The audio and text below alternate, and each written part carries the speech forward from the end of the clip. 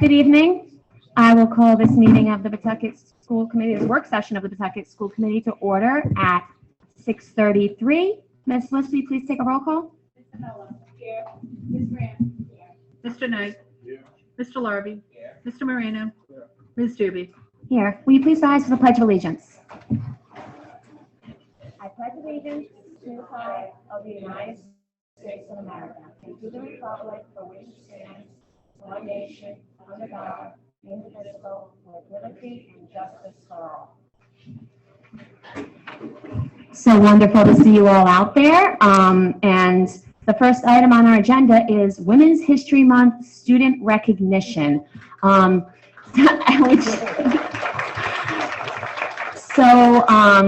Annually, for the past 8 years, Pawtucket has recognized Women's History Month. It was started by my colleague, Ms. Grant, and now Senator Sandra Cano.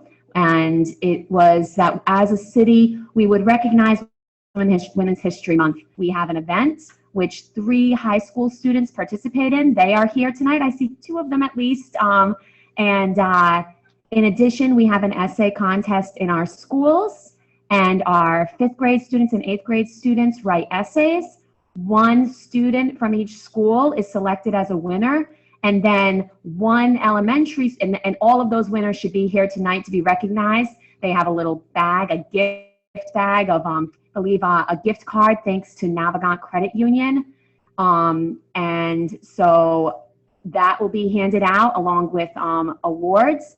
And then we'll have our winner, our elementary school overall winner and middle school overall winner actually read their essays for the committee and the audience tonight. But am I correct that we had a tie for our elementary school? So we will have 2 elementary school students read and 1 middle school student. But first I'd like to call up Ms. Rabbit, our two assistant superintendents, Ms. Rabbit and Ms. Ramsey. The partnership that they bring links the school to the city to be able to put together this event. So they helped on all the planning events and to coordinate the essay contest. And they have every year that we've had this, and I really appreciate that. So Ms. Rabbit will take it from here and announce our,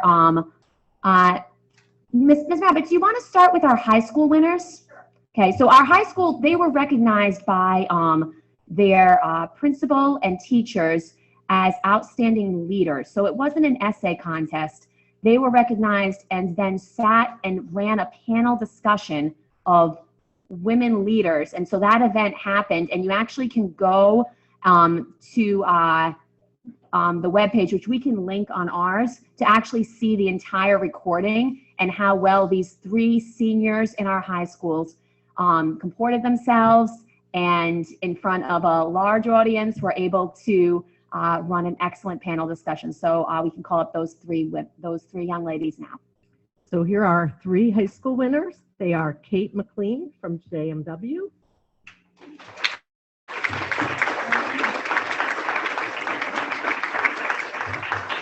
We have Arissa Campbell from Shea High School.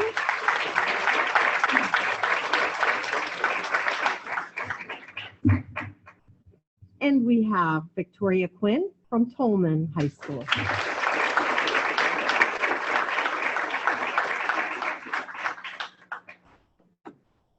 We're going to have you stay up here because we're going to want to take one big picture. Okay. And now we have our, I'm going to first read off our essay, the students who are going to be reading to you once we call up everyone. So our first essay winner who's going to read is Margaret Sloan from Varia.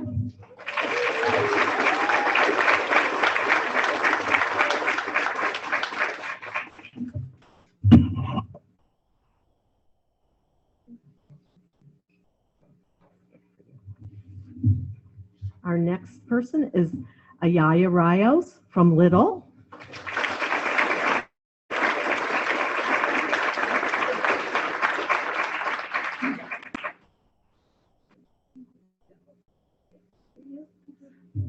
Okay, and then our last reader, who is going to read from Slater Middle School, is Benima Sirleaf.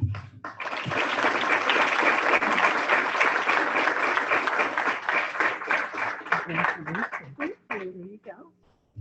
Okay, and our next winners are Michaelia DeBarros from Baldwin.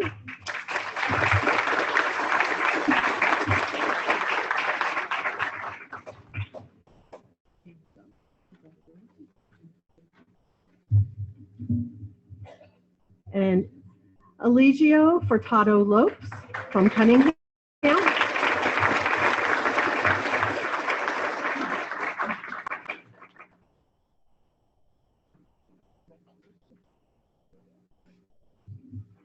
And our next winner is Mila Amatis from Curtis.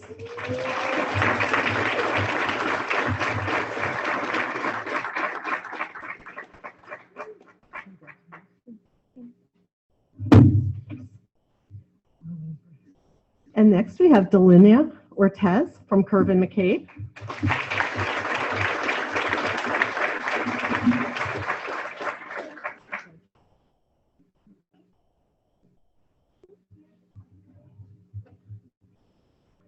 We have Tiana Ramos from Fallon.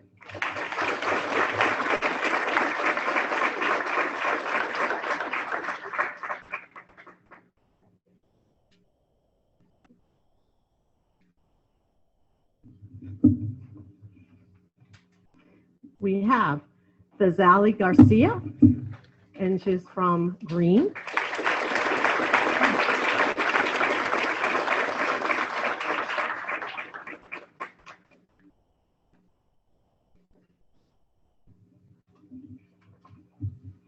We have Shyla Robinson from Potter Burns.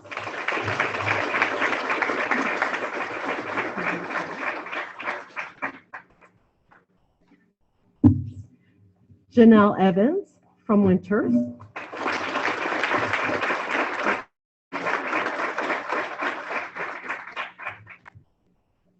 Sheena McFarlane from Goff.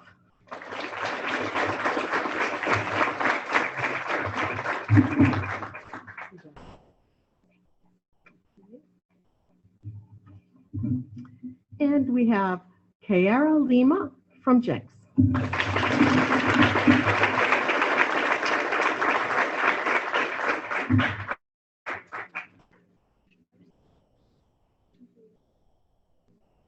And now we'll have our readers come up. Okay, so our first reader.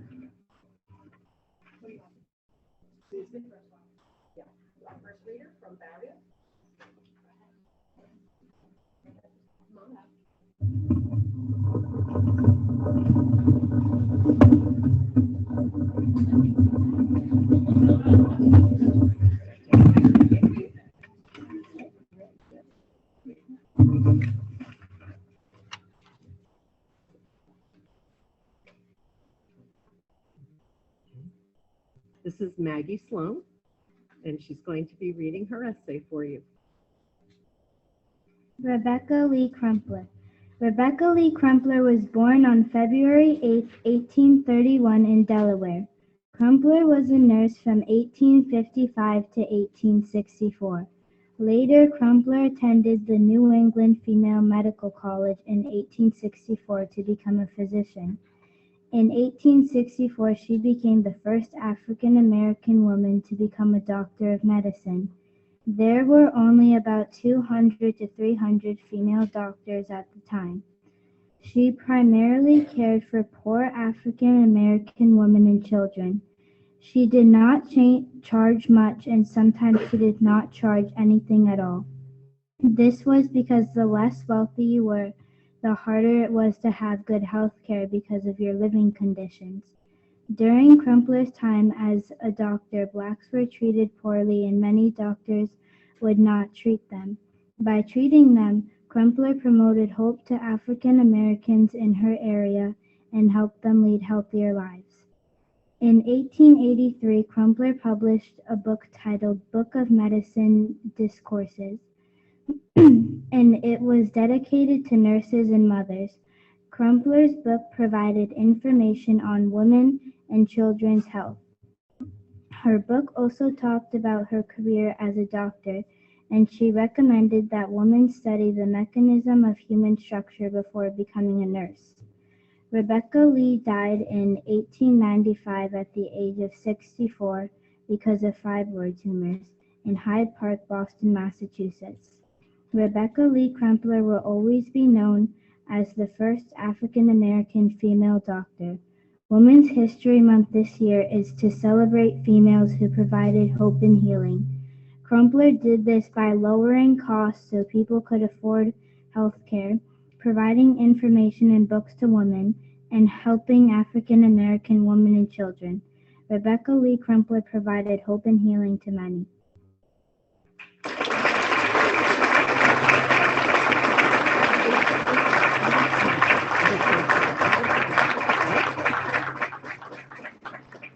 Okay, our next reader, so we have a tie this year. It's our first time, and the subject matter was very similar. So our next reader is Ayaya Rios from Little.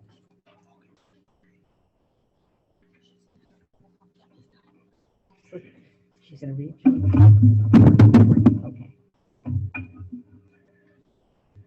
Rebecca Lee Crumpler was the first African-American female doctor.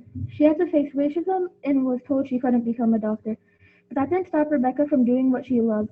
Rebecca was a healer and gave hope to tons of Black women. Rebecca was born on February 8, 1831 in Christina, Delaware. As a child, she lived with her aunt. She would always help her aunt care for others. Helping her aunt made her realize that she enjoyed helping others, and that's what she knew she wanted to become a doctor. When Rebecca got older, she registered for Women's New England Medical College and got accepted. After 3 years of medical classes, she took the final exam and passed, making her the first African-American female doctor. She also worked for the Freedmen's Bureau and helped care for sick Black people, including newly freed slaves. Rebecca made her very own book called Medical Discourses, which was the first book published by an African-American female. For the book, she used her notes from when she was a nurse and a doctor.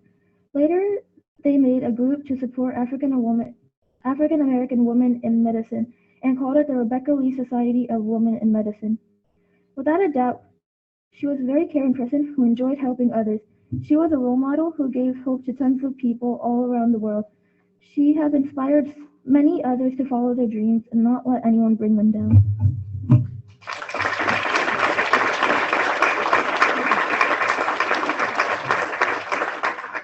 Our next reader is our middle school winner, coming from Slater Middle School, Bamina Sirleaf.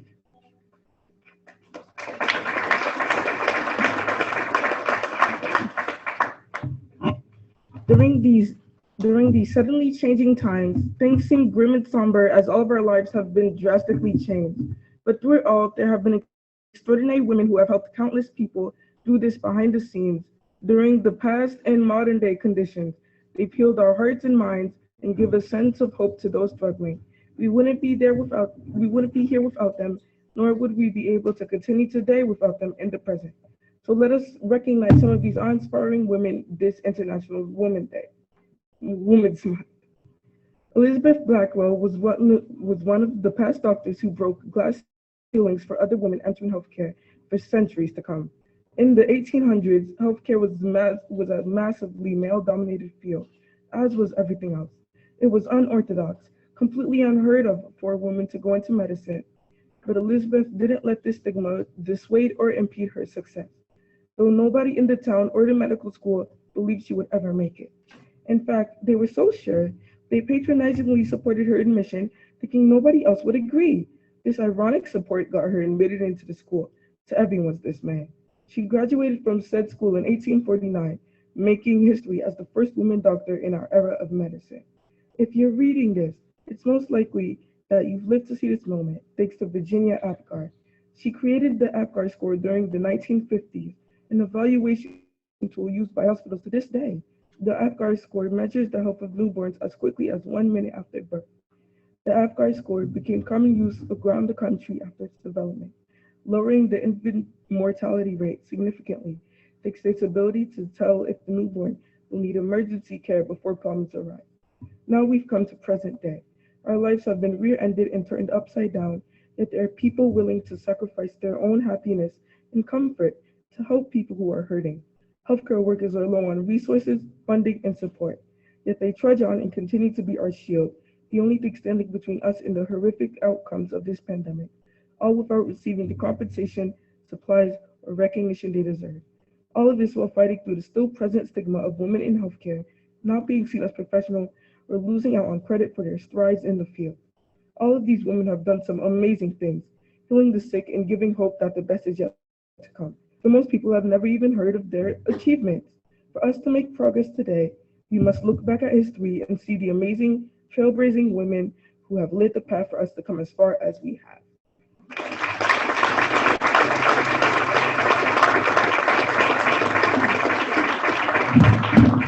So as you can see, we had some really excellent essays, but all of the winners here were excellent, and so I congratulate them all.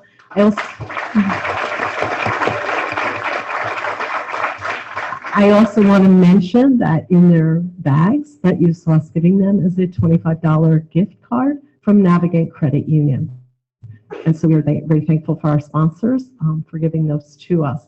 I also want to thank their principals that are here who work very hard every day with these students. And if you can wave, stand, acknowledge who you are, principals.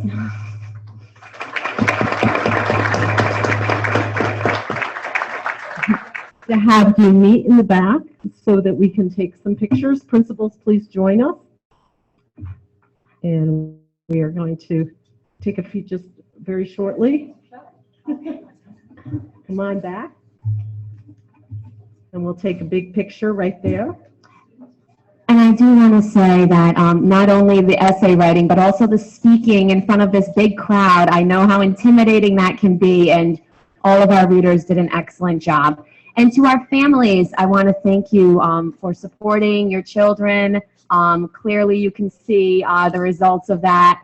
The teachers who worked alongside them to make this something that has become a tradition in Pawtucket, that we have this essay contest for our 5th and 8th grade students every month. And now I know that it is a school night. We have one more recognition, and then I will allow a couple minutes if you do not want to stay for the entire meeting. But I do want to, our next recognition, Ms. Rabbit, are you also calling up for this one? Is that we have some winners, yes? Yes, we do. So let me see. Ms. Jones? Okay. Do you see her? Okay. So our Shea Robotics Team was the winner, the first place winner of the 2022 Tech Challenge. And I am going to read their names, but first I just want to say really congratulations to them. They've worked really hard all year. They worked hard through COVID.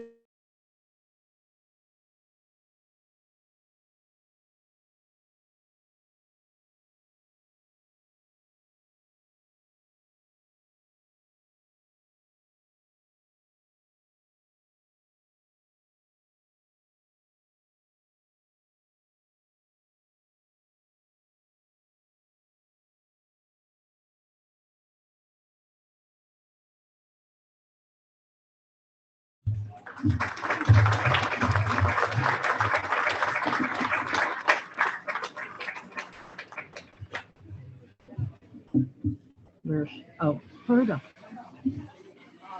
And first, let me introduce Ferda Jones. Come on up.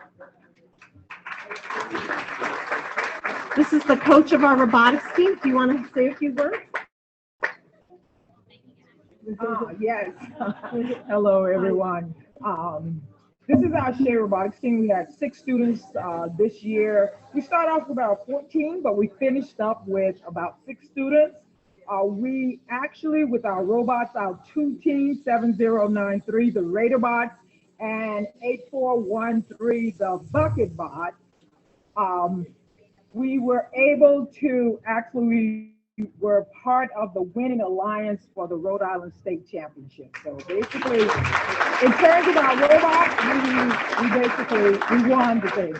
So the team members are Desiree, Roy, here's the certificate, Desiree.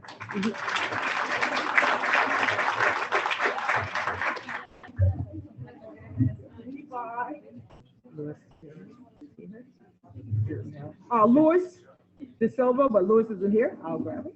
Okay. Hilson Jason. Hilson is not here. Hilson is our programmer, one of our programmers. Daniel. Daniel Gunfalls, he's a builder doing driver's ed tonight. Danielson time. Danielson. Danielson is a driver and a builder.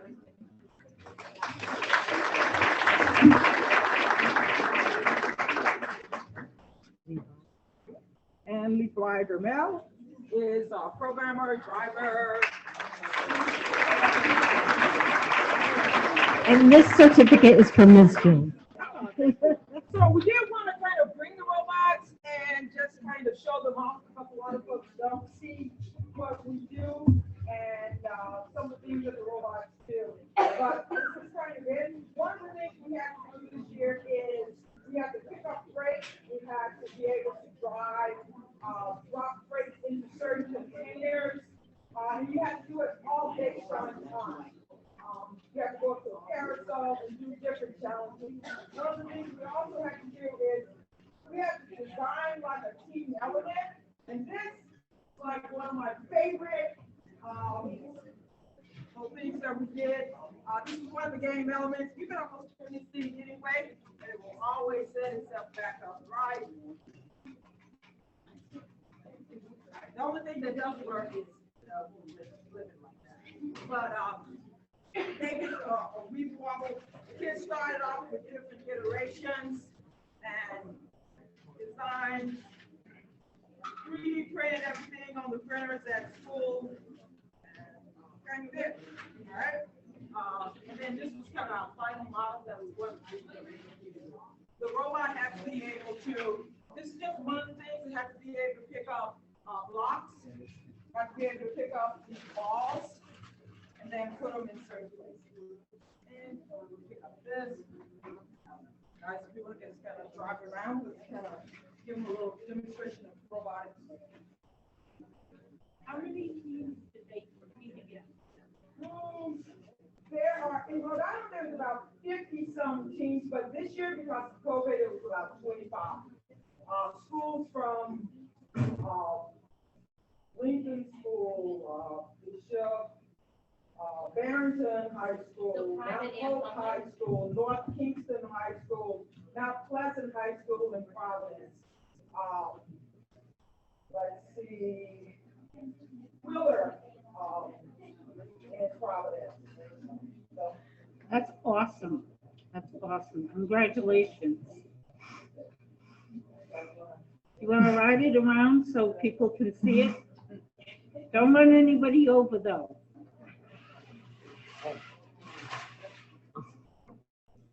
Yeah.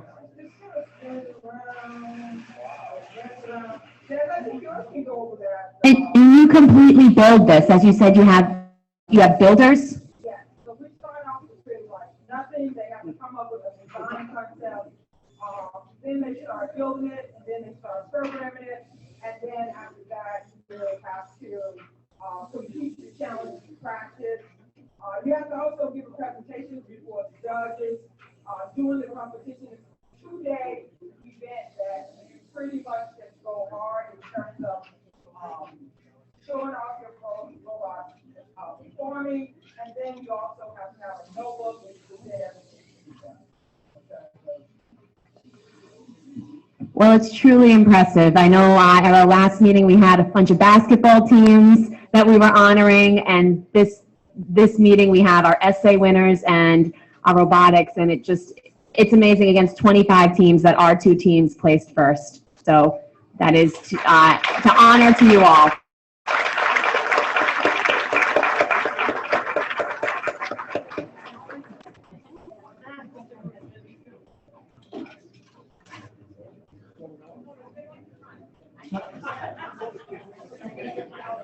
Yeah. And I will give just a couple minutes of for there to be a couple more pictures, and for families that don't want to stay for the full meeting to have an opportunity to leave if they would like to.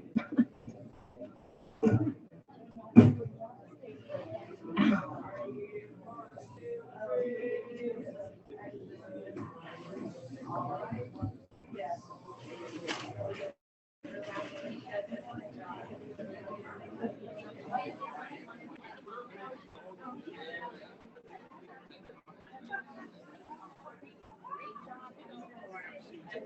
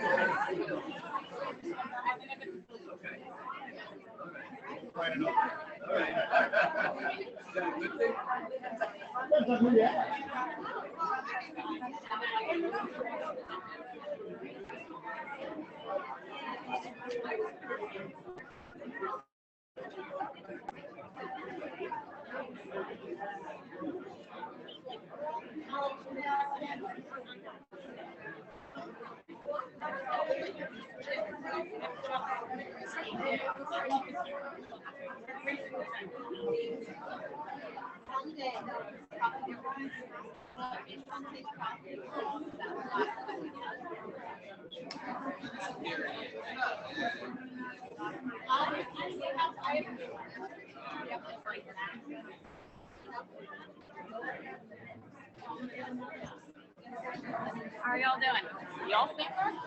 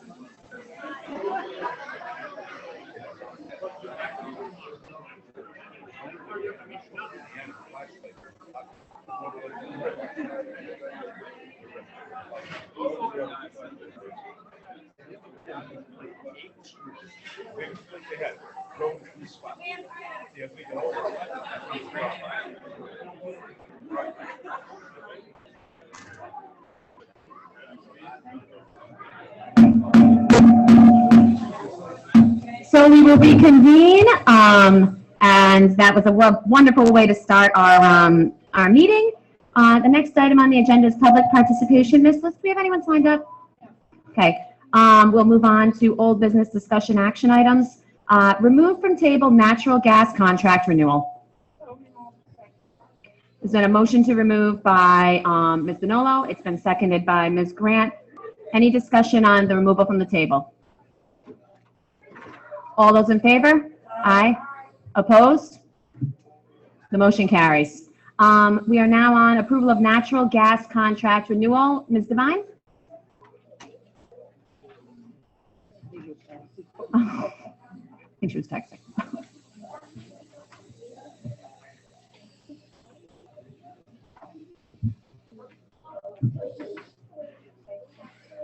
It was that there wasn't enough time. Good evening. I'm here before you this evening to present the renewal of with Direct Energy for natural gas. This was tabled from the last meeting, and what I'd like to let you know that presenting before you the prices as of today for a 3-year agreement would be $5.92 per decatherm, $5.98 for a 2-year, and $6.27 for a 3-year. This does not include winters because winters obviously is not ready for natural gas. So if this does pass through, we'll bring forth a winter's contract as well. So I'm here before you to ask for a 3-year renewal agreement with National Grid. There's been a motion to approve the 3-year agreement with National Grid by Ms. Vinolo. It's been seconded by Ms. Brandt and Mr. Moreno. Any discussion? Ms. Vinolo and Mr. Knight. How much have the prices gone up since our last meeting when we tabled it? From the first so the $5.74 was on the last meeting, but by the time I brought it forth, it was a few days later because we sent it, so that was $5.87 and now it's $5.92. So it would have been $5.87, it's not now at $5.92. So this is a timely matter. Yes, I mean, because we know that gas is probably rising. No. Mr. Knight? Oh, Ms. Vinolo, you good? Mr. Knight? Is Direct Energy connected to the Texas Consortium? I'm not aware of that, no. Mr. Conley, do you know? No? It's not. The Texas Consortium is a different. Thank you. Any further discussion? Ms. Leslie, please take a roll call. Hello. Yes. Ms. Grant. Mr. Knight. Yes. Mr. Larby. Yes. Mr. Moreno. Yes. Ms. Doobie. Yes, the motion carries 6-0. Thank you. Thank you. So the next item on our agenda is support for Unified High School. So at our last meeting, it was the general consensus of this committee to have only discussion at this meeting. However, after the meeting, one member reached out to me to specifically ask for an item to be placed on this agenda that did not have any specifics around the high school, merely identified support for a high school in general, a unified high school in general, without specifics of location or composition. In addition, in conversation with the city, I became a little more clear of the timeline needed if the city is going to support us on this, and how they would need to get legislature and also city council. That's not something we have any control over. But I did place this as an action item. I did clear it with legal that any member, including the chair, can place an item as an action item. But I want to be respectful of the fact that this committee did want this to be discussion only as a general consensus. It wasn't a vote, but it was the general consensus. So I'm not going to, obviously I can't stop any member from making a motion, but I would like to ask that to honor that general consensus, that we don't immediately put a motion on the table, that we allow some discussion to see if we feel like we're ready to make a motion. And as I included in our packet, at the last meeting, we spoke in general about what that support would look like. We can't tell the council to put a bond on. We can't tell the legislature to do that. So it would merely be a voice of support from this committee saying that we think that a unified high school is a good idea, and without any specifics attached to that. But I know that this is an emotional topic that we've been talking about for 8 months, has been coming to this committee in various forms or to the ad hoc. So I did draft that letter in its entirety, as opposed to just saying that maybe there would be some letter that I would draft at a later point, so that the committee could see that is an option if we talk about support, that I could send a letter as spelled out of that support. I believe you're on it right there. Okay. Yeah, and that's just the draft. So it's not, this is just, it was just put on the header for looks. It hasn't been sent or signed. It's a draft of what that language would look like. If we get to a motion on it, I can read out that letter for everyone, including the audience. But like I said, I think that at this point, I would open it up for discussion of the committee. Ms. Bonello. As a long-standing Pawtucket resident, I have been keenly aware of the divide between the East and the West in the city.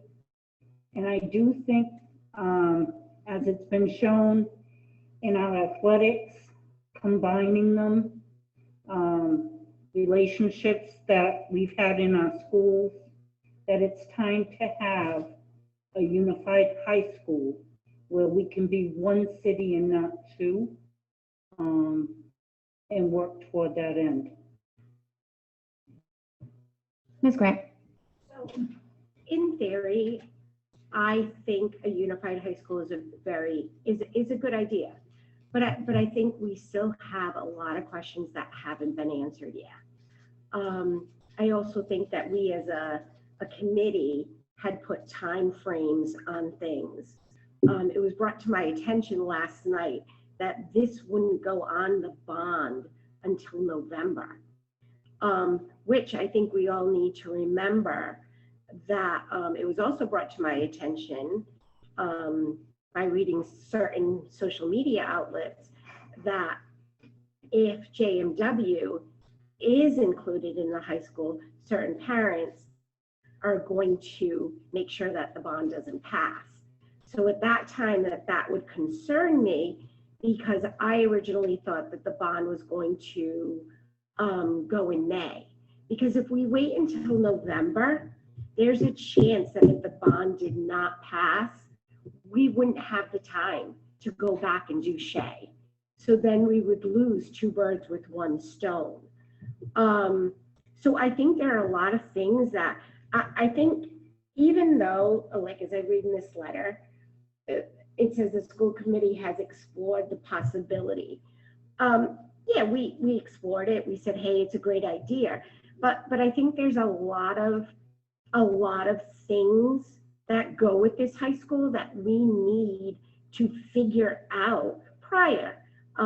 One thing I heard that I thought was very interesting was that when East Providence built their high school, that they really didn't take a lot of things into consideration, and that they've outgrown it already before it was even built. So how can we build a high school when we don't even know who's going to go in it? How can we say we want to build a high school, but shouldn't we know who's going to go there before we start making some of these decisions? I don't think these are things we should do after the fact. If these are things that we can't figure out as a group now, how are we going to figure them out later? I just think, I think another good point that we need to figure out, and like I said, I'm not against the high school. Like I said, in theory, I think it's a great idea. The problem is, I don't want later on this to come back and bite us in the butt. You know, like for example, we have a lot of schools that we haven't touched that need a lot of work. We have a bond for, I believe the bonds, and please correct me, 220, 200. But I believe the school's going to cost about 300, maybe even over. And think about it. We're in a really tough time now. You have to remember, this is probably an estimate. By the time the school starts and finishes, I just think of the Boston Underground Tunnel, you know, costing 3 times as much. You know, supplies and costs are going to go up. So we need to take that into consideration. How do we, I think some of the questions we have to ask ourselves is, how do we turn Shay into a middle school? Where will that money come from? Or do we do Slater over? You know, the next step after this bond for the city, I would assume, and I believe Mr. Charbonneau brought it up at the last meeting, would be for safety complexes. I know the city's been talking about that for a long time. So we're talking about 15, 20 years for another bond in regards to our schools. We always talk about equity.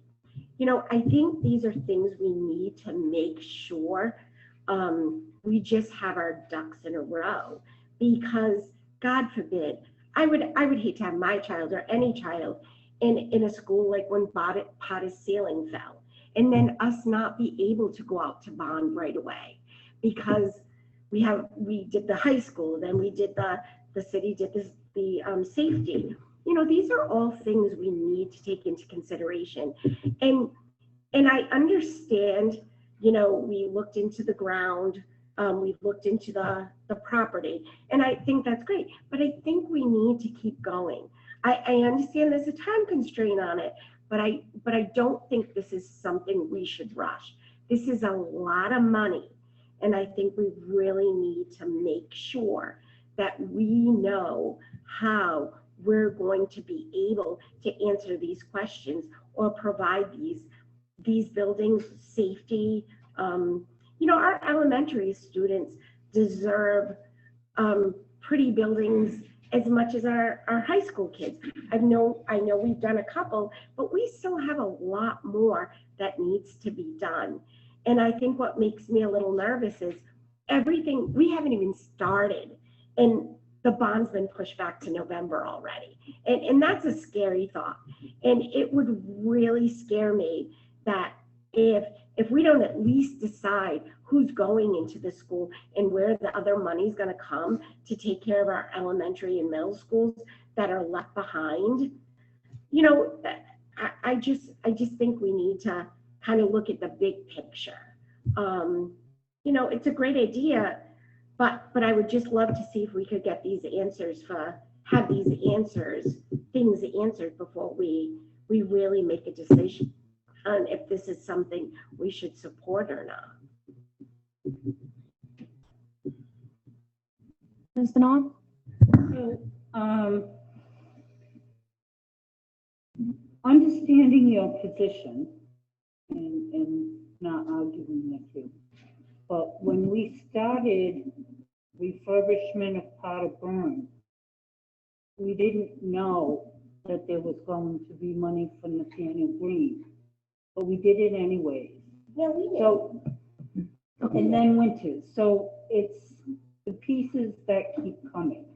And this is what we're taking, the opportunity of a lifetime to rebuild our district.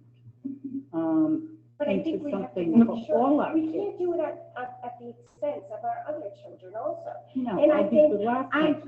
if we, when we did, I remember specifically, I remember when we did Potters, Jay Charbonneau was the head of facilities. And I'm not saying I don't want this. In theory, I think it's a great idea, but I think we need to answer all the questions. I think we need to be prepared. I think we, when we built Potters, I remember specifically, I'm not sure how much it cost, but I remember Mr. Charbonneau said that we need to make sure we stay on budget for Potters. And Mr. Knight's shaking his head because it's not fair to Nathaniel Green. We are not going to take something away from Nathaniel Green because something wasn't correct in Potters that we didn't plan correctly. So we did plan. We planned. We gave everything we've done. The only time we as a committee have swerved is when we decided to look into this option and we voted on it.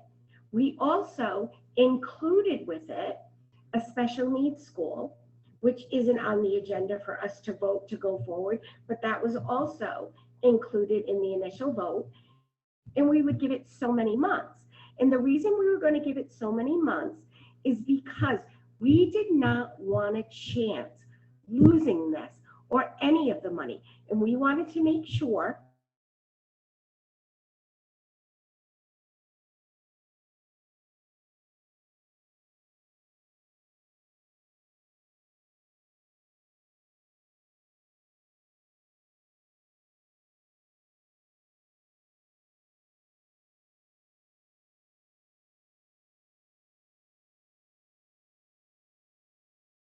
we gave ourselves time limits is because we want to make sure we don't lose the money we have. Mm-hmm. And if we for some chance do decide J&W has to go for money reasons or whatever, and you do have a group of parents or citizens that go really work hard, and that could be a possibility, we've lost that $100,000 or more it is more, to go back and finish Shea and Tolman because we don't have the time to do it. And I think these are just things we need to think about and look into. Again, and I know I've said it a few times, I'm not against the unified high school at all, but I'm for our district. I'm for our kids getting what they need. And I'm not a gambler. Ask anyone. If I bet you, it's usually a quarter. And I always have my quarter in my pocket. But I'm not a gambling person. And I know, and anyone can say this, that in the past, bonds always passed for the kids, but everyone's usually on the same page. We need to decide as a group what is going to happen. Is the bond going to be in May? Like I was told that in the beginning. I haven't been in any discussions besides what we've done here. I do know that it did come up in ad hoc because Mr. Charbonneau shared with us in a meeting that he felt that the ad hoc committee should not have folded when they did. They still had more work to do, and he put that on the record. But there were a bunch of people who felt that those were decisions the school committee needed to make. And that's fine. I have no problem with us making those decisions, but we need to start making those decisions. The next agenda item, if we approve this, is stage 1 school construction process.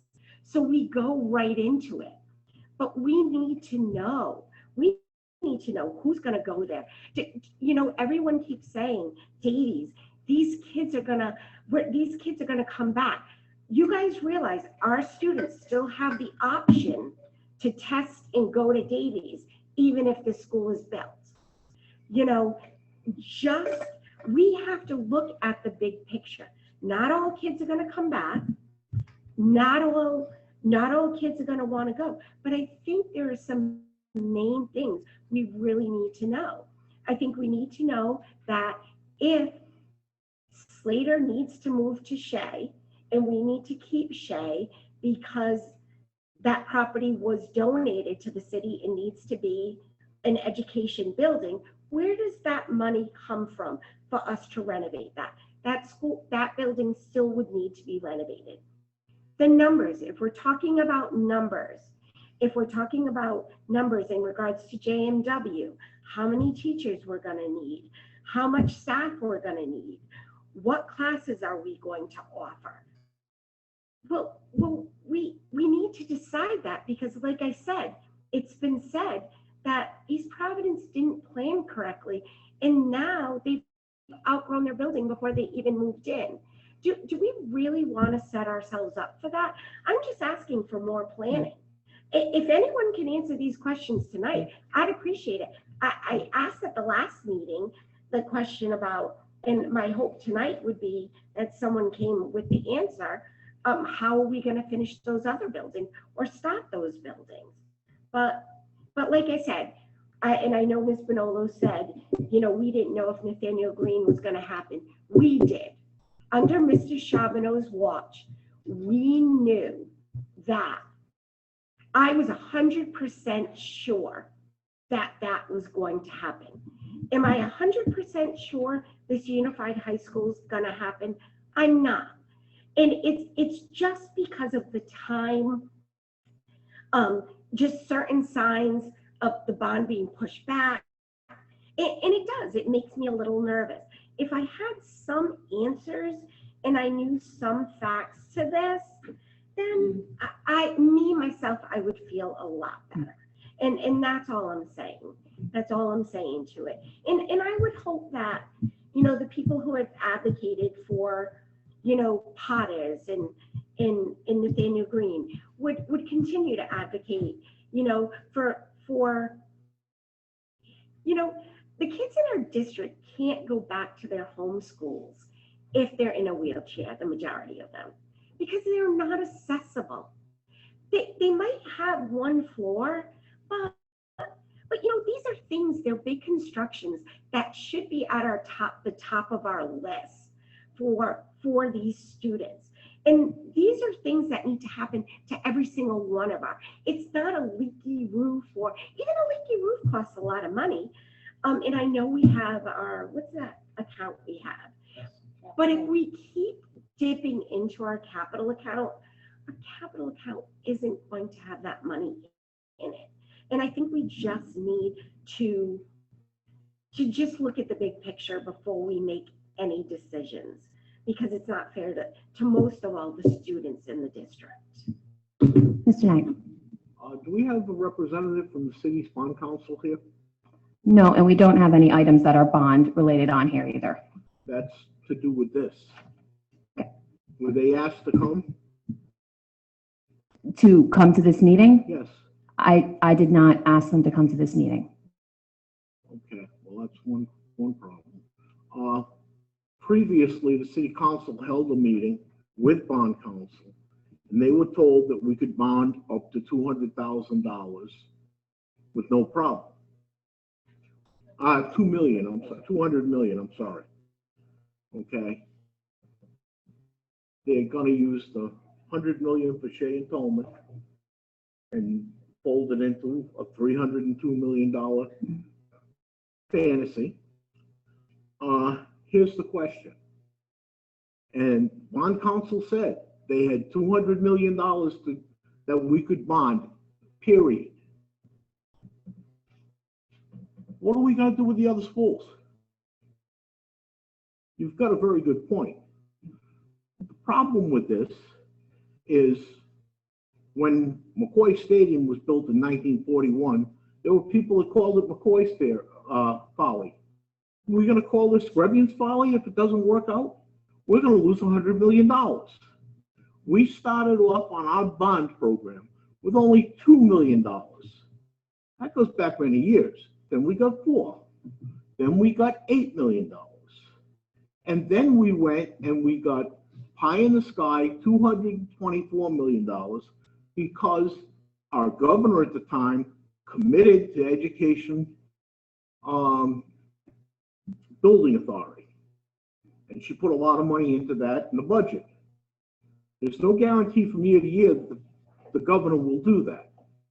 But we currently have, I believe it's the balance of a $224 million bond, which $100 million of that is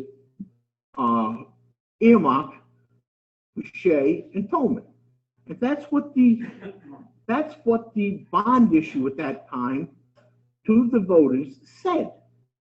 And now we're just gonna, we're gonna do it this way instead. Again, the legislature has to approve putting a bond out. It has to be voted on by the legislature. There's almost no guarantee that the legislature will do that in a timely manner. They might not. Usually they do what the city wants them to do. But when we talk to the taxpayer and we tell them we're going to go out for an additional $200 million, but we're going to build a new high school, well, what about the rest of the schools? They're saying they don't have the money for it. The bond council for the city of Pawtucket said they had up to $200 million total to borrow. And we're going to borrow $200 million and build a beautiful high school. Wonderful. Regardless of where we put it, it's a wonderful idea. However, what about the rest of our students? What about Agnes Little? What about Goff, which needs massive repairs? Slater, which needs a lot of repairs. Then you have Cunningham, which hasn't been done either. You've got all these schools that are all in excess of 60 years old. And we're not going to spend any money on them for at least the next 10 years. What are we going to do? The same thing that the previous school boards did to us? Let them worry about it because we got an election coming up? That's not a good idea. And I just think that we just can't go any further until we know what's going on. And right now we don't. So in response to the idea about the legislature and how different items have to happen, my impetus for putting this as an action item was because I agree we have a lot of questions we need to answer. But if we don't know for certain whether we have any money, as the legislature decides not to put it on, and then we know by June this isn't going to be on our November ballot, the city council, after we make this action, they don't put it on their agenda. We know pretty clearly within a month or two that this isn't going anywhere. All of our hypothetical discussions of what we would do with a beautiful unified high school are hypothetical without us rowing at the same time as the city and legislature. So that's why this letter does not give any specifics. And the next item, if we move to that, whether we move through it just through discussion or not, would say, okay, does our committee want to start making those decisions now, stage 1 construction process, or do we want to approach it as we approached Potter Burns, as we approached Nathaniel Green, as we approached Winters? We waited for the bond money to be approved, and then we went through stage 1.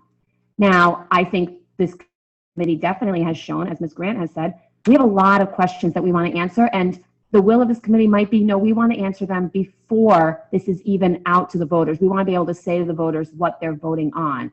We want to move through stage 1. We want to expend money, move through stage 1, and hope we get that bond. As Colliers explained to me when I asked them, a lot of other districts do it this way. They move through stage 1. RIDE spoke to us about this. They move through stage 1 and stage 2. The bond comes up. If it isn't approved, well, they move through stage 1 and stage 2 for, they might use it later for nothing, as Ms. Devine said. Others, we in the past haven't answered these questions of the exact makeup or configuration of schools until after we have the understanding that we have a bond. Like I said, I am glad we're going through this discussion, but as I'm hearing, I agree that money will expire in 2026. So that $100 million, and in my mind, in November, if we know a bond is not approved, that's 2022, and we now know that we have to figure out a plan B. In my mind, we don't have a plan B right now. So if we are going to provide new schools for Shea and Tolman, we are going completely back to the drawing board of trying to find hold space, trying to think about what an occupied construction looks like. So I'm not, in my mind, considering, should we do a unified high school or this other great idea to deliver new high schools? I'm in, should we do a unified high school or try to figure out something else that we can do within the next 4 years with $100 million? And as far as bonding, I was at the meeting that you were at, or I was virtually at it when bond counsel said what they were able to bond for, and I consider that to be city council's purview, and that's why I don't mention any information about a bond. But we will know very soon if city council picks up this ball and the legislature picks up this ball, if there's movement for a November ballot. Because if there isn't, I agree with Ms. Grant, we need to say, if this isn't going to be on the November ballot, which is, the one that is closest to us, then we can't wait another year. We can't wait till next March. But as I said, I have said multiple times, as Ms. Grant said, that I firmly believe a unified high school is the right decision for this city. And that is in whatever iteration or location we decide to place it at. So I am comfortable making that decision for myself, saying, I support this concept. Let's see if we have the money to do it. Mr. Larby, you had your hand up, and then Mr. Marino.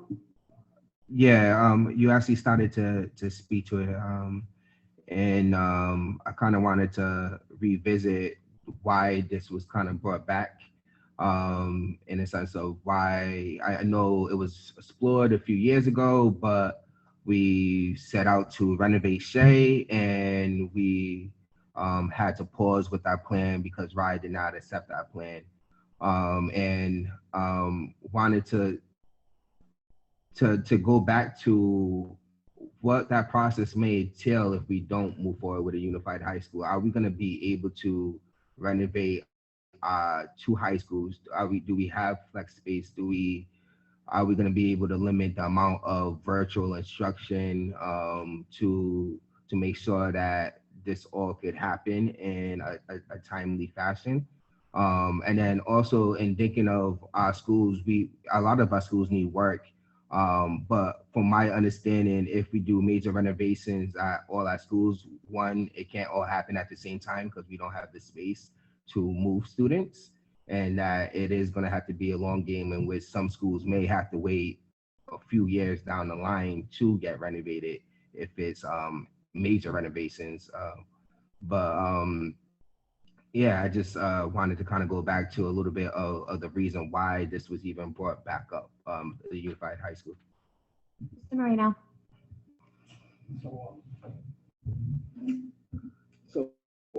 Thank you, everyone.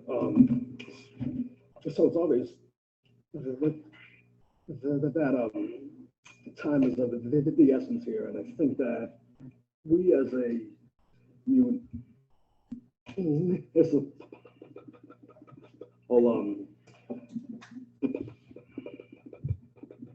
Audi have the unique opportunity to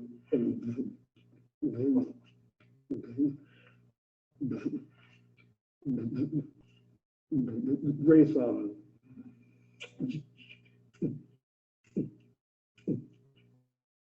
generational change here, and the unanswered questions are up to us.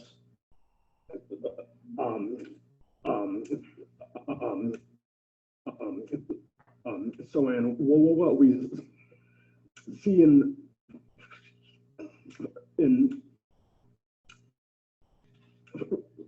front of us is just how the process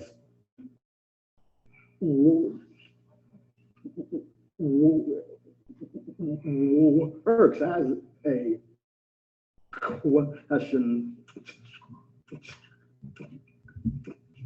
to the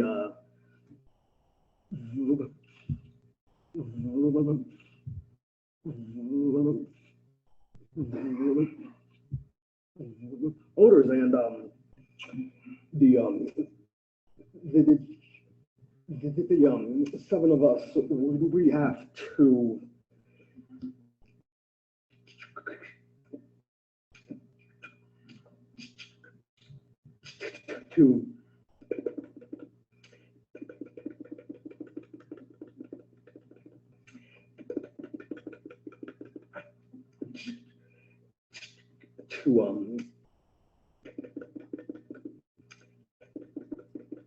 the advocates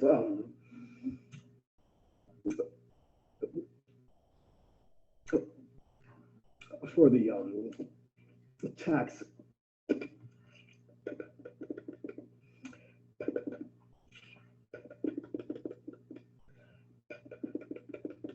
payers also, and just to hop on what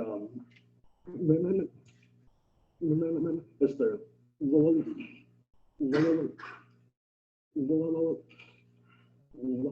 Arby just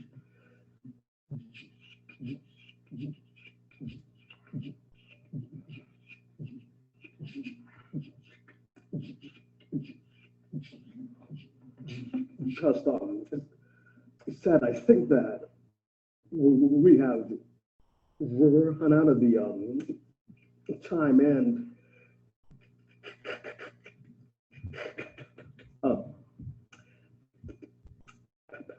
capacity to renovate Shay, and if we haven't, it's close. So I think that we have to act on what the ad hoc exploratory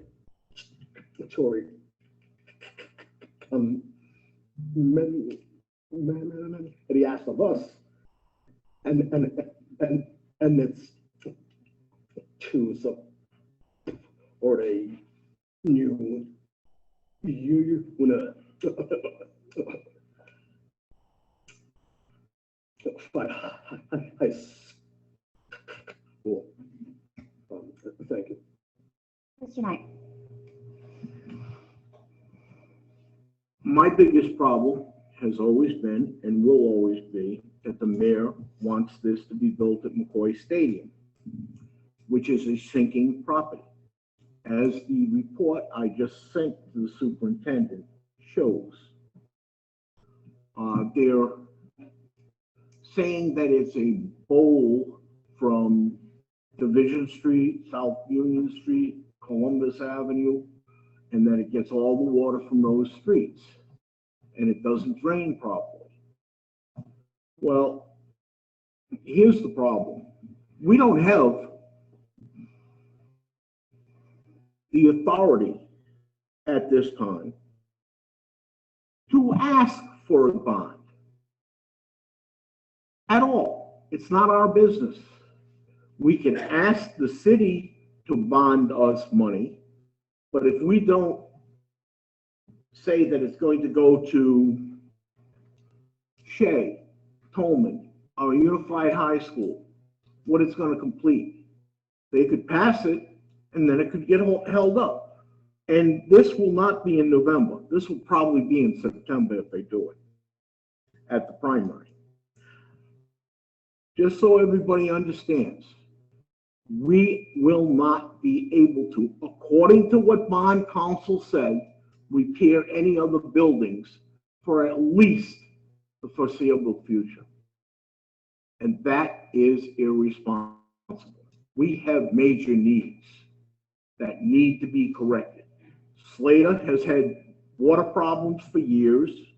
Mrs. Bonolo complained about one of the walls was getting water through it for years. We have Gorf. The windows don't operate properly. The heating system is messed up. We've done some interim repairs, but they're not all that spectacular. Gorf needs a lot of work also.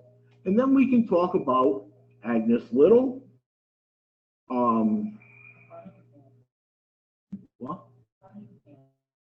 Cunningham, and Fallon. Couldn't remember the name. And Fallon. They all need work. And parents don't move into Pawtucket because it's got a great high school. Parents move into Pawtucket because it's got a great elementary and middle school. Because most parents that want to move into Pawtucket are younger parents. Most parents don't want to move in that are older parents. Because the older parents, they have money to send their kids to Bishop Ian, Bishop Hendricken, St. Raphael, LaSalle, and stuff like, and the charter schools. So are we going to do what's right for the city and ask them, oh, we're going to build McCoy, not McCoy's Folly, but Grebian's Folly. Build it on a swamp. Come on. Let's get realistic. Mr. Larry, you had your hand up? One thing I'll say to that quickly is that in terms of, I think most parents with older kids in our district can't afford to go to private schools. So in terms of to mention it as in like, we should do something for our older kids, something that's state of the art, something that is could really be a testament to us moving forward with 21st century learning. To me, is a little concerning, and maybe we will get some parents to move into our district with renovated high schools and things of that sort, and it won't be just those who may want to come to our elementary schools. And then I guess my question overall is, all of our schools are definitely in need. So when we come up with plans to renovate one school over the other, there's always a thinking that at this time right now, it is imperative that we work on this school. And I know it was mentioned a little bit before, it's not always guaranteed. We don't know what's coming down 5-6 years down the line, where that money may come from and things like that. But in that moment, we have to make a decision to renovate a school and to make those upgrades. If with that type of line of thinking, would we always pause and hesitate and not do any major construction because so many other schools always need that renovation and money put towards that. But yeah. Ms. Spinella, you had your hand up? Yeah, so we've been at this for a long time.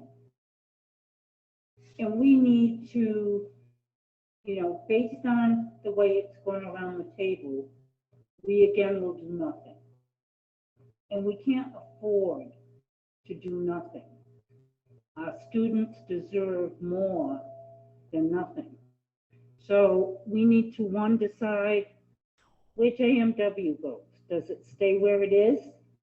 Or do we combine it with the CTE program? People go to charter schools. JMW is a small school. We get tuition from out of state. People like the small schools, so leave JMW alone. We have Shea, we have Tolman that need more. We need to give our students more.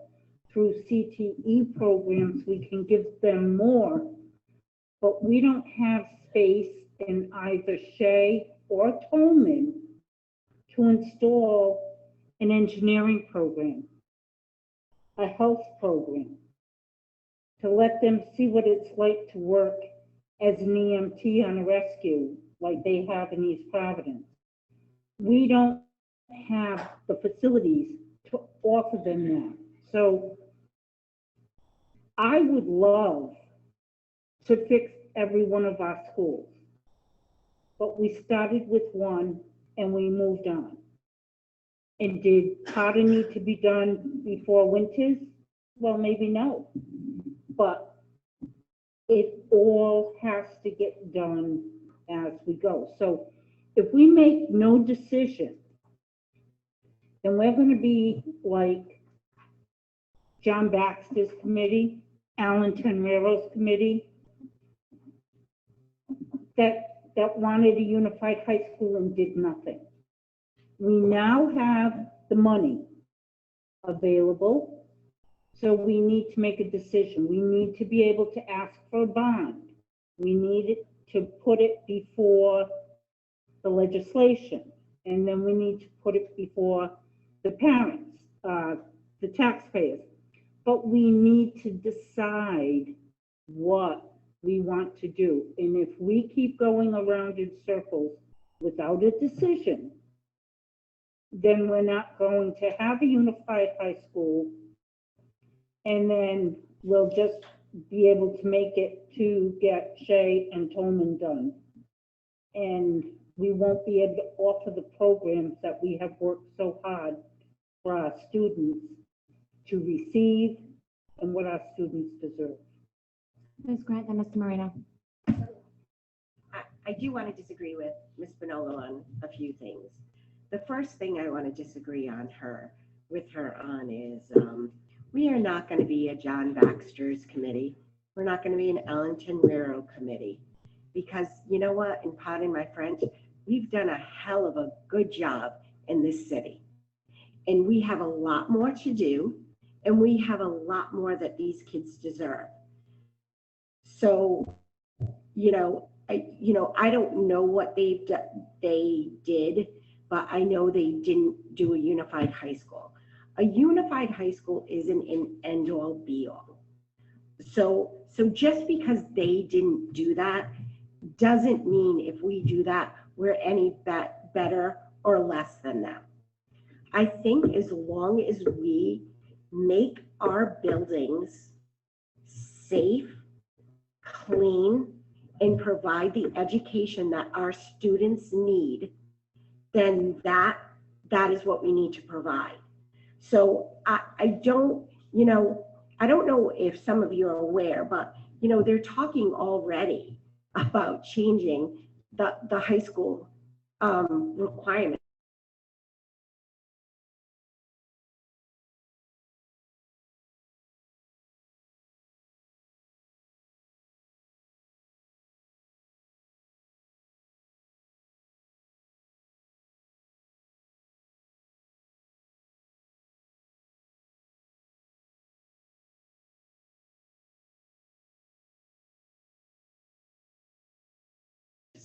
That would be the class that who would attend our high schools that would have these. So when it comes to JMW, and this is what I have to, again, I apologize, I'm disagreeing with you, but JMW is a CTE. And I understand people do come in from other districts. But I did ask Ms. Devine for the paperwork, and I believe we all received it. And I think you really have to take a very good look at that paperwork. JMW doesn't bring in the money people think it does. And the reason that is when Ms. Devine provided the paperwork to us, it was only half of a year. Also, because JMW is located inside Jenks, they don't pay for electricity, they don't pay for a lot of things. So they're not a school that has shown to the district that whatever people say or whatever people think, the reality of it is when you get down to the nitty-gritty, they are not an independent school that can stand alone on itself. I'm not saying I don't like the school, but I'm saying if we're making these decisions, these tough decisions, we need to tell the truth. We need to speak the truth. We need to look into what it really is. And what happens? Say we don't decide in JIT and we leave them here. We have a beautiful auditorium. JMW's over here and they're over here, they want to have a Christmas show. But now they want to use the high school's auditorium because this one. So see, there are a lot of things we need to figure out. And if we can't even start out by figuring if JMW, and that's what I would even take. Can we figure out who's going to go to this high school? Just give me that. If you can tell me who's going to go to the high school, then, that's just a little something. But again, like Joanne said, and I agree with her on this, we can't keep kicking it down the line. But these are the same questions I asked at our last meeting. What about this school? Does anyone have any answers? Did anyone come back to? So why am I not getting the answers tonight, but I'm expected to vote for a unified high school? Like, if I don't even know who's gonna go, who could possibly go there? I think there are a lot of factors, and I think a lot of people didn't look at that paperwork that Ms. Devine provided to us. I understand it's a small school, but it was separated like that because there wasn't a CTE. They thought it could bring money and stand on its own, but the fact is it's not doing that. And in the big picture, that's something we have to take into consideration. And I'm not downing them, and I'm not downing a unified high school, but I'm saying these are facts that are gonna need to play into this, whether people thought of it or not. These are actual facts that need to play into this. And we, like Roberto said, if we're the ones to make the decision, well, we're right here. Let's make the decision. Like, is JMW going to go? Are they not going to go? We've been working on this for months. Why don't we have an answer? Why isn't anyone answering the question? I just don't understand, And, I just keep thinking 3 weeks down the line when we have another meeting, it could be on there just because it says stage 1 construction and we vote yes, we're all of a sudden going to have that answer? No, we're not. We're still going to be in the same position. Do we or don't we? So we need, if we're going to make these decisions, let's lay it out. Let's weigh the pros and cons. Let's figure it out. Let's give the city an answer. Let's support it. But we need to figure this out. And everyone keeps going back to Potters and Nathaniel Green. We were all just starting then.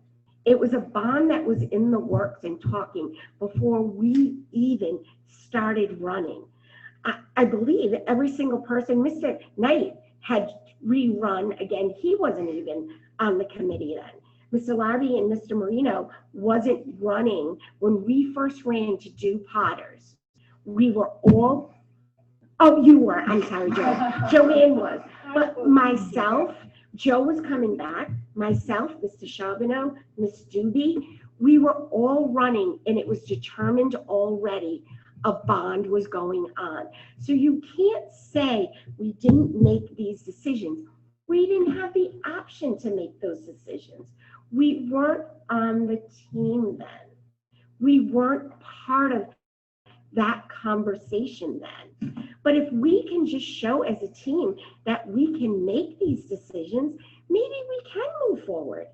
But like I said, I'm asking the same exact questions I asked last Tuesday, and no one's answered any single question. And I don't know who's supposed to answer it.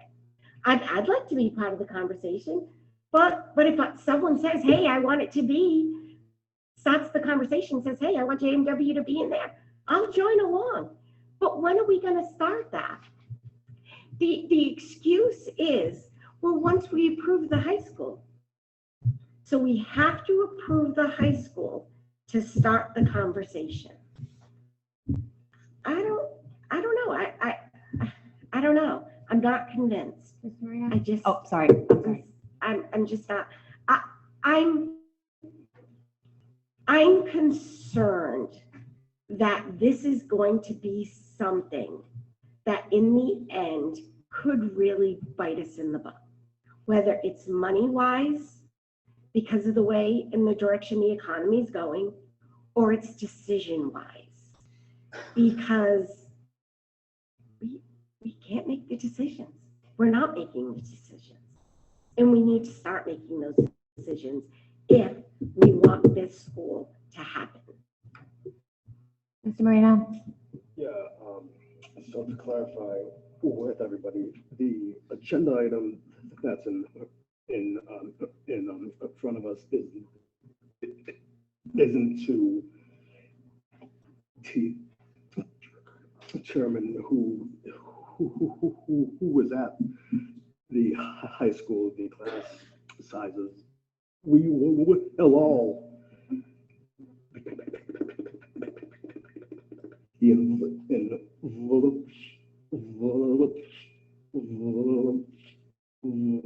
all of them that.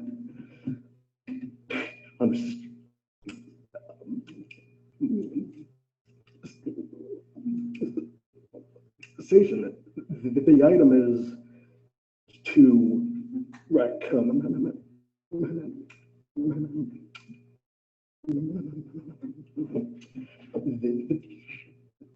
The item is to recommend.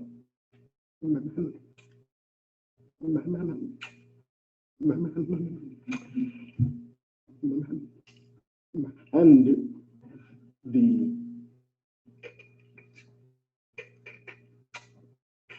council asked the assembly to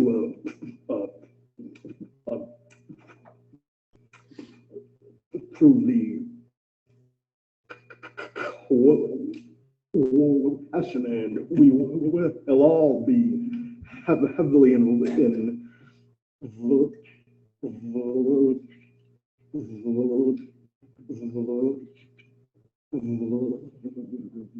all in that process. So at this time, I would like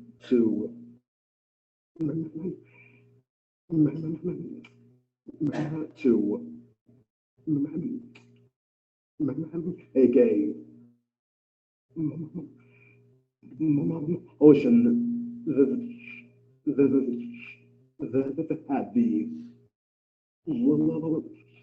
at the letter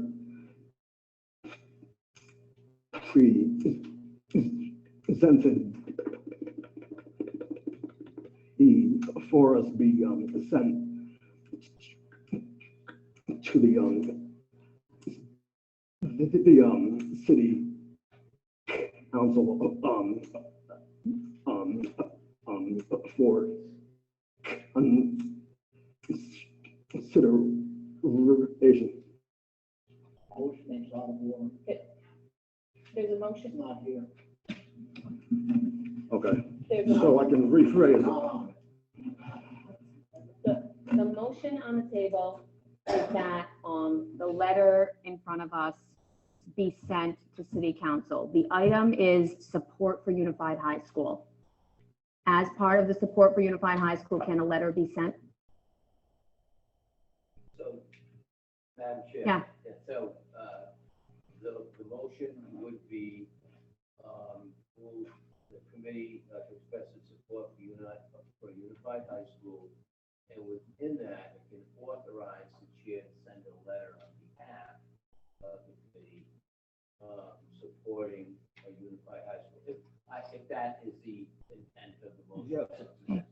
To clarify, the motion is to express the support for a Unified High School in the form of the letter, which, as I said, I did put in front. There's a motion on the table. The motion has been made by Mr. Marino. It's been seconded. We will continue discussion. I will not call the vote. It has been seconded by Mr. Larby and Ms. Bonolo. A motion has been made. Mr. Knight, the discussion, you may. I think that the motion should be held up until discussion is completed. A motion can be made at any point during discussion. My hand was up before that motion was made. Mr. Moreno, would you like to hold back on making your motion until after Mr. Knight has spoken? Okay. Mr. Knight? Okay. First and foremost, the Shea Tolman renovation plan was, the Shea program in particular, was put on hold because someone, not any member of the school committee, approached Rye and said we were considering a single high school, not a member of the school committee. We don't know how much we can ask for to do anything, never mind doing a high school. How long will it take to do a high school if we decide to build one? I think we could ask Mr. Osterman to speak to that. This has been voted down by this school committee 4 times previously. And the only 2 that can bring it back up again are me and Mrs. Bonolo. End of story. That's the rules. So do we need to re-enter the motion, or is it just on hold and now it's, should Mr. Marino make his motion again? I think for purposes of clarity, we have the motion restated, just so that it's clear what is being voted on. It's not a new motion, it's just the chair restating the motion for purposes of clarity for it as well. So the motion made by Mr. Marino was to express support for a unified high school in the form of a letter that is sent to the mayor and city council. It was made by Mr. Marino. It was seconded by Ms. Bonolo and Mr. Larby. That is the motion currently on the table. And now we're in discussion on the motion. Mr. Knight. To make this motion is out of order for several reasons. We have, as a committee, previously voted on a single high school 4 times and it's been voted down. That's number 1. Number 2, we don't know if we'll be able to do any other schools in the future if we do this at this time. What you've got is the city council's telling us, you got to do it. It's not our place to do it. It's their place. We can say, yeah, we'll do that. Or we can just ask for the $200 million to do other projects and do Tolman and Shea. We've already authorized a whole bunch of money to do the windows at Shea. We've already authorized to do a whole bunch of money other places. I think we also got money that we're spending on Tolman. How long is it gonna take if we decide to do this? Because we're gonna lose the money if we don't have this done in 2 years. It's gone. Could I ask you to ask Mr. Osterman to tell us how long it's gonna take to do this? Mr. Osterman, do you want to give us an estimate on the Unified High School construction? Sure. So good evening, everyone. Good evening. So the fastest you could enter the program would be to submit stage 1 this coming September, which would mean that the fastest you could submit a stage 2 would be February of next year. That would get you Department of Ed approval likely in May of next year. You'd then need approximately another year of design and 2 to 3 years of construction. So we're talking about approximately a 5-year process, and that's what you'd have the approval for. Just to be clear though, because I don't want the timeline that I'm presenting to you to be taken slightly out of context. You will know relatively quickly whether or not the legislature is going to get on board and allow you to go to the voters. And I would agree, then you have the other time clock for the existing 100 million that you'd need to act on by 2026. So those are the approximate timeframes. Sure. Any other questions on this item? Oh, yes, Mr. Knight. 2026 or 2025? Are you sure? I did. I just looked at the numbers earlier today with Melissa. Yep. Thank you. 2025. Seeing no further discussion, Ms. List, will you please call the roll on the motion? Ms. Sinello? Yes. Ms. Grant? I just feel like we just didn't have enough time. We don't have the information, vote one way or the other. I just feel like we don't have enough information right now. Well, this will allow us to get the information. We are in the process of voting, so Ms. Grant, I believe an option is to abstain. We don't usually do it, but it is. You can. Yes, we got a ho-ho, but I don't know.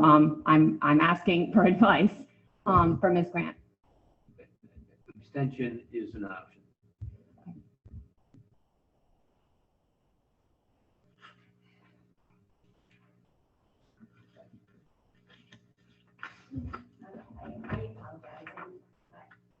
I don't know if this is out of order or not. If it is, then I apologize. I know some people have been working on this for a long time, but not all of us have been involved in those conversations. And with COVID and the backlog on construction items and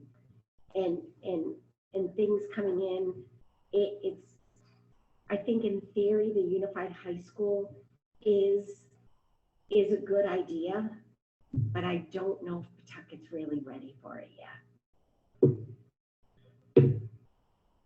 I just don't know if we're ready for this yet.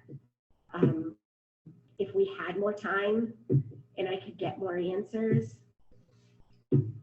I would feel so much better. But at this time, I cannot support the high school. I'm sorry. I just want to clarify, it's a no, Ms. Grant, okay? Yeah, Thank you. I'm sorry. Okay.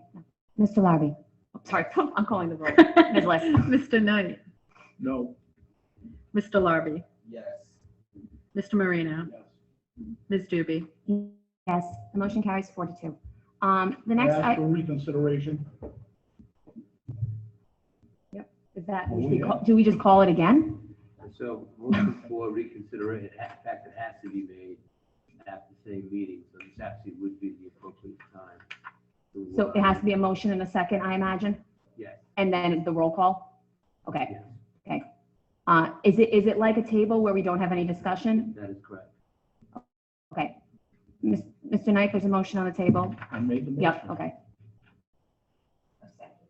There's a motion on the table to reconsider by Mr. Knight. It's been seconded by Ms. Grant. Ms. Listy, please call the roll. Ms. Bonolo? Ms. Grant?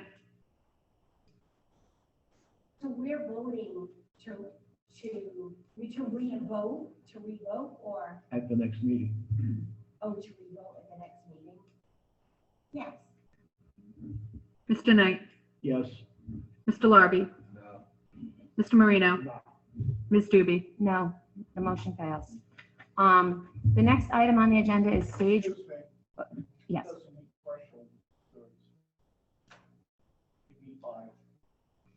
4/6 is 2/3.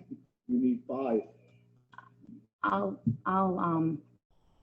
go to legal Specifically, you on need this. 5. Oh, look, I apologize, I'm not understanding the 5. it's 2/3 of the members, not of those present. Or, So reconsider. If you don't reach the 2/3, you have to go back. As far as I understand, you need 2/3 of the members to agree to reconsider, but I'm not gonna. Mr. Charbonneau's not here. He would be the 5th vote. Okay. We're having legal consult us on this issue. just a moment. Pause. Okay.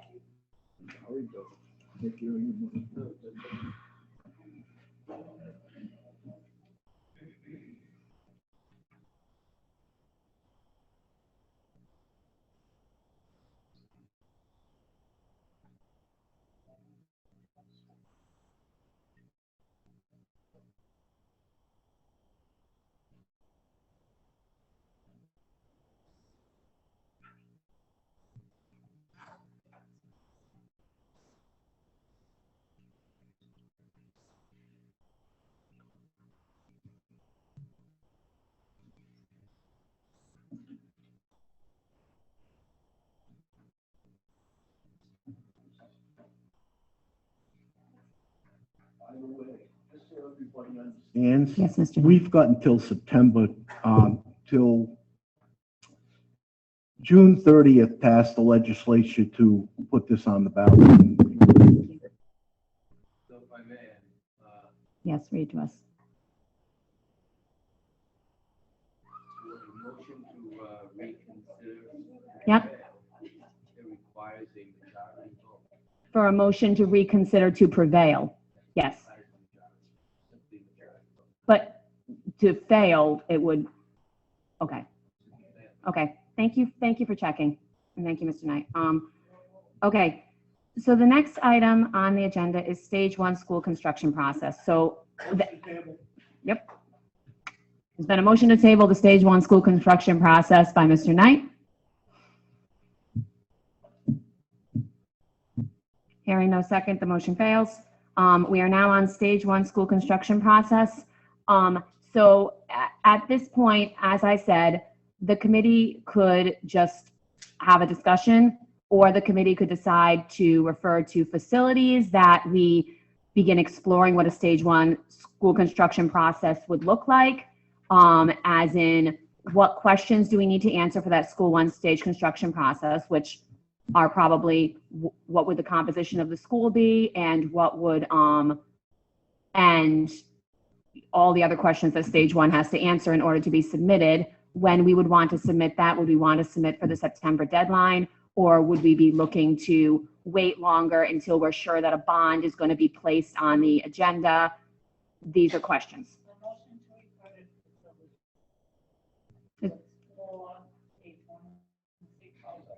There's a motion to refer stage 1, just stage 1 is on the agenda. There's a motion to refer stage 1 school construction process to facilities by Ms. Bonolo. It's been seconded by Mr. Knight. Any discussion on this? All those in favor? Aye. Opposed? The motion carries 6-0. The next item is not a unified high school item. Dr. McWilliams, 2022 to 2023 school calendar. Yes, I'm bringing before you the calendar for your approval, and this calendar was worked out with the Pawtucket Teachers Alliance leadership and my office, and this is what we are looking to. As you can see, the PD days, the first 2 days of school, first day of school for students starting on the 31st, ending the school year on the 16th with our makeup days. I will mention that this is in alignment mostly with the state calendar, with the exception of April vacation. The state calendar submitted the week of April 10th as April vacation, and we were a little bit surprised by that because if you count the vacations from February to March, there's not even the number of weeks that there usually are. And historically, April vacation falls on the third week. So I did poll other districts, and the majority of the districts were leaning more towards taking the 10th, but there were about 5 or 6 districts that are moving to take the April vacation on the 17th. So in our discussion with union leadership, we agreed that we thought that April 17th, that week would be most appropriate. It gives the amount of weeks in between February and April. If you shorten it, you're really only having 6 weeks between February and April. So. Motion to approve, second. It's been a motion to approve by Ms. Bonello. It's been seconded by Ms. Grant. I do want to note that if approved, I've already asked Ms. Liss, we once again have that professional development day, which is why we're all meeting tonight instead of next week. I just made sure that we put a little note to ensure that we make sure our work session is not on the traditional Thursday, so we don't have to take a vote to move it. And Ms. Liss has already made a note of that for when we come around to our next school committee meeting agendas. Yes. So in 2023, Easter is actually April 9th. So it will be a work day on the 7th and a school day on the 10th. And then the vacation would be the week of the 16th. It's a school day on the 7th and the 10th. We don't take the Friday before Easter off. Okay, and the 10th and Easter's on the. We don't take that off this year either, yes? Right, correct. I was just verifying. I know sometimes the way vacation falls or a PD day or something. I just wanted to make sure. Ms. Bonello? Okay, so I have a question. Are we going to, you've got snow days in here, Makeup days. makeup days. Are we going to be required to make a determination of whether we are offering distance learning days or makeup days? So those makeup days are in the calendar, and we would be using those if we had any school out for any emergency or snow days. At this time, there is throughout the state a concern of not utilizing those distance learning and virtual days. Very good, we made the right decision then. Thank you. I see no further discussion on this item. Ms. Liss, will you please take a roll call? Ms. Bonello. Yes. Ms. Grant. Yes. Mr. Knight. No. Mr. Larby. Yes. Mr. Marino. Yes. Ms. Drewby. Yes, the motion carries 5-1. The next item is Arthur Davies Scholarship Standard Operating Procedures. Yes, so, excuse me. You'll recall back in the fall, we brought to you the scholarship, Arthur Davies Scholarship, which was a trust given down to specifically Shea High School Science Department. And the school committee voted to accept that. And Ms. Devine has worked with the trust company and legal on securing and setting up an account for this trust. And part of the guidelines sent with it was to have the science department come up with a standard operating procedure as to how they would move forward with awarding this. And so before you have what the science department, I know Dr. Ash is not here, but science chair, Mr. Paul Jennings is here.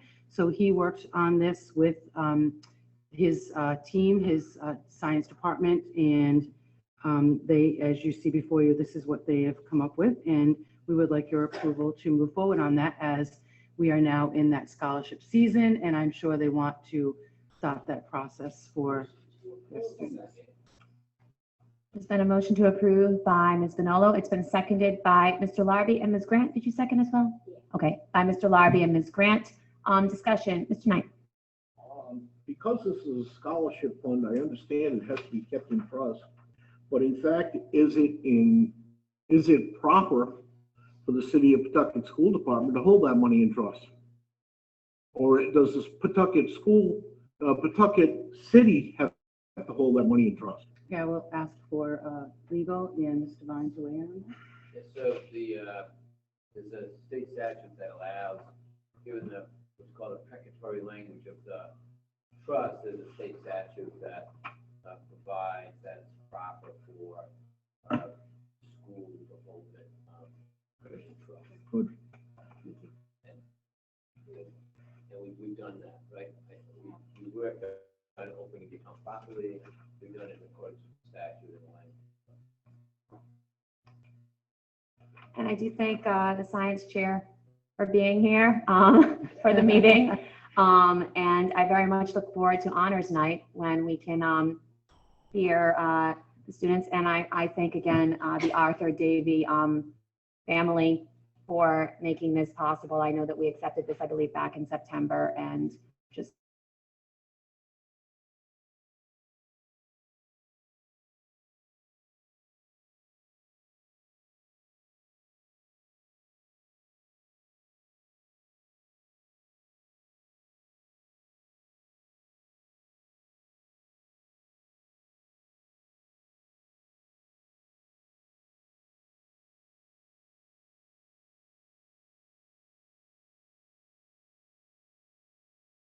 Board of Interactive Display Boards.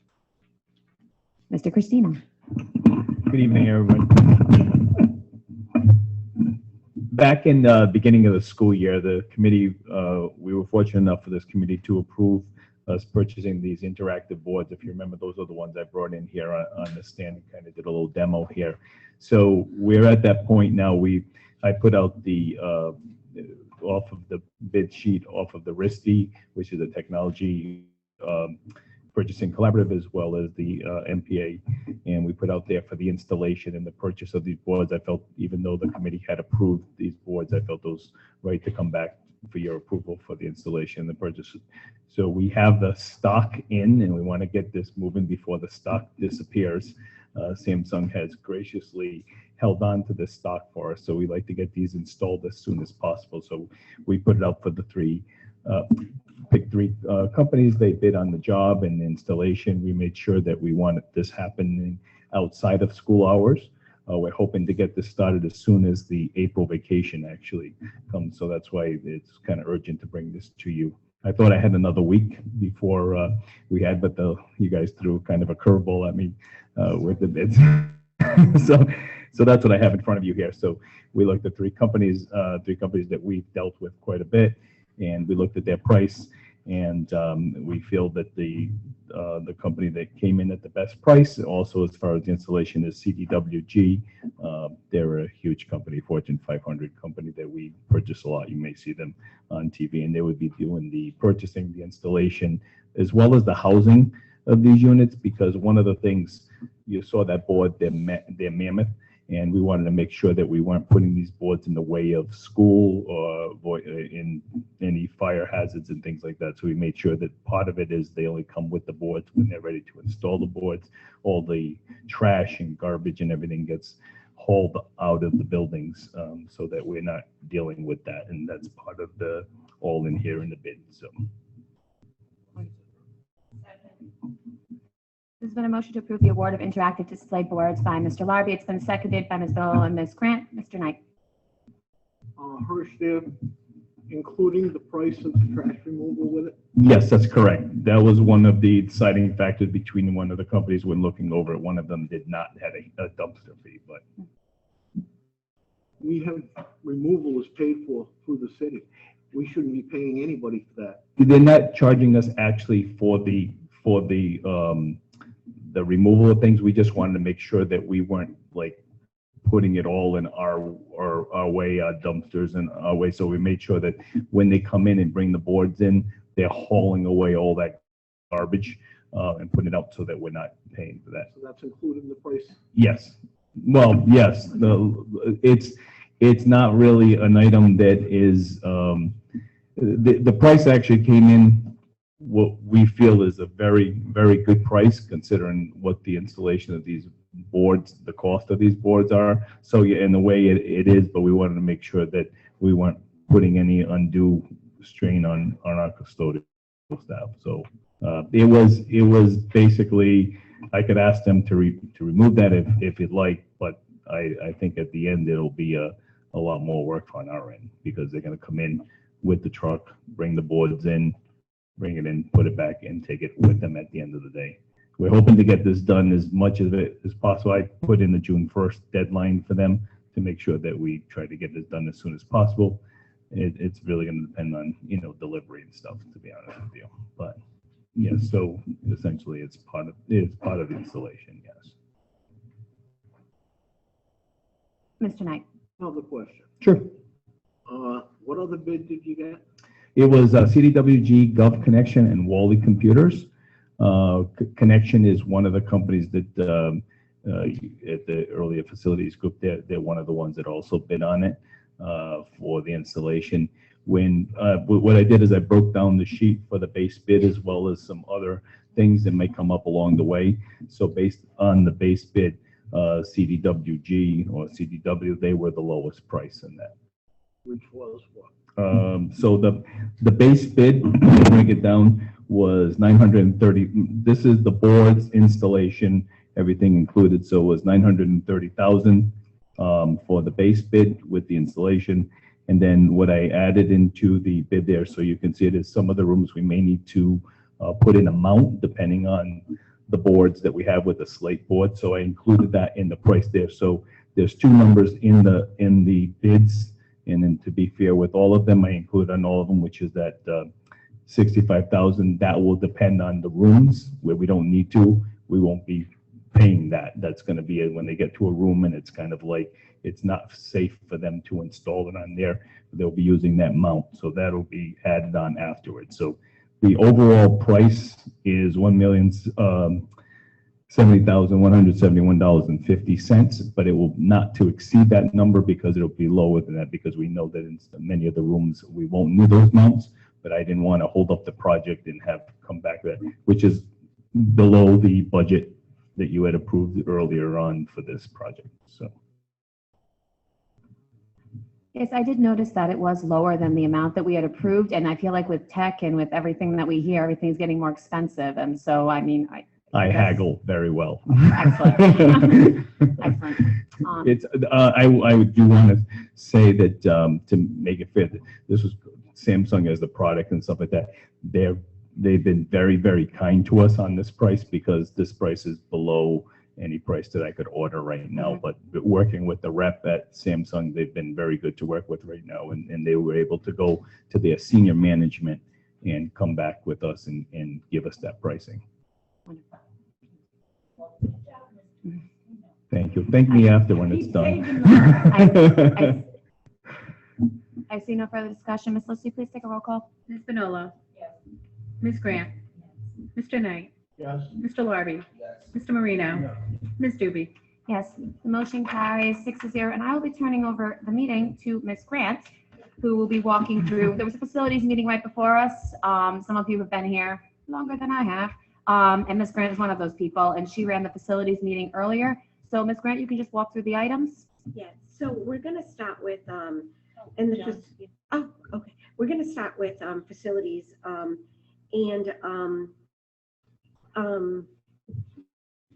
Mrs. Doobie, if, you wouldn't mind. You want me to read the items so you can have your papers? Well, no, what I was gonna ask is, one of the recommendations, I don't know if, I'm thinking we're not gonna take them all together. We'll take them separately. But 1 and 2, if we could make a motion to take those together, because it is basically the same, area. It's the same thing, if that would be okay. So I would entertain a motion to take additional fencing, Curtis Elementary School preschool area, and the Curtis fencing proposal. There's been an objection, so we will take them separately, okay? Okay. So earlier this evening, Mr. Cody and Dr. Gifford were kind enough, I appreciate you staying later this evening, to discuss the fencing. A couple of weeks ago, I took a tour of the preschool over at Curtis. while we were there, we had noticed that when the preschool students go out to their playground, there's one classroom that abuts it with a door. The rest of the classrooms do not. They need to go to the end of the hallway, and when walking out, before going into the actual playground, they're right there on Benefit Street. Some of these students who attend the preschool are special education students. But even typical children at the age of 3, there's always a chance they could take off. And, you know, by looking at that, the number one thing was a safety issue. Dr. Gifford was there. She agreed 150%.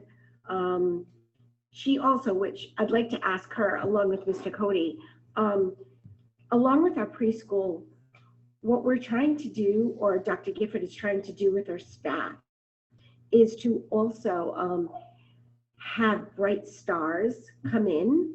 And I think you can explain it a little bit better than myself, but I believe the fencing is something that is going to be required for this to take. And if you wouldn't mind, I'd really appreciate it. Thank you, Dr. Gifford. It's fine. So our 4-year-old program is a 5-star program, and that is rated through the Department of Education through the Bright Stars that they subcontract through.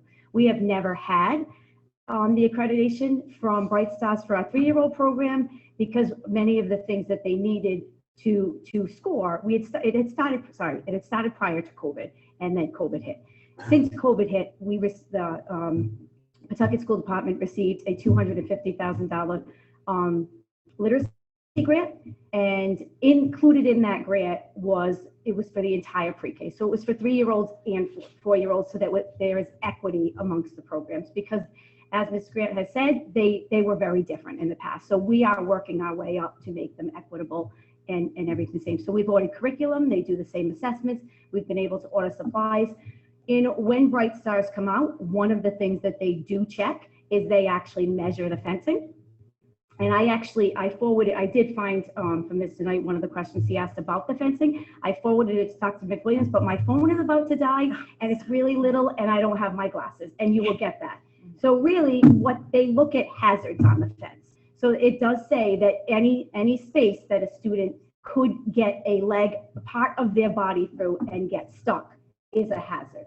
And this comes from the early childhood. There's a handbook of the playgrounds, and that's what Eckers takes their, Bright Stars takes their information from, because this is a nationwide accreditation program. So one of the recommendations was that the fence is, rather than metal, is the vinyl fencing, and that there's the bar across the bottom and the top. And we did have to do that at Fallon, because that was necessary to get that 5 stars. Thank you. Thank you. I appreciate that. And I think that kind of segues into Mr. Cody's explanation of the pricing and what we're looking for with the fencing. We are looking for actual fencing for the actual preschool area, and then there's an additional. And Mr. Cody, please, thank you. Yeah, there's 2 separate areas, A and B. We wanted to make a connecting fence with a gate so that the kids could come out of door number 11, but not have access to going down the hill and out to Benefit Street. So while I was there, I also noticed, because I was connected to Dr. Gifford, I noticed the fence in A it had seen better days. It was shape and it was pulled down. It also didn't have bottom rails. So I asked for a price to replace that also with an additional gate. The section that will connect to recess area A and B, that will have a 56-inch gate, just like the one that I'm replacing in A.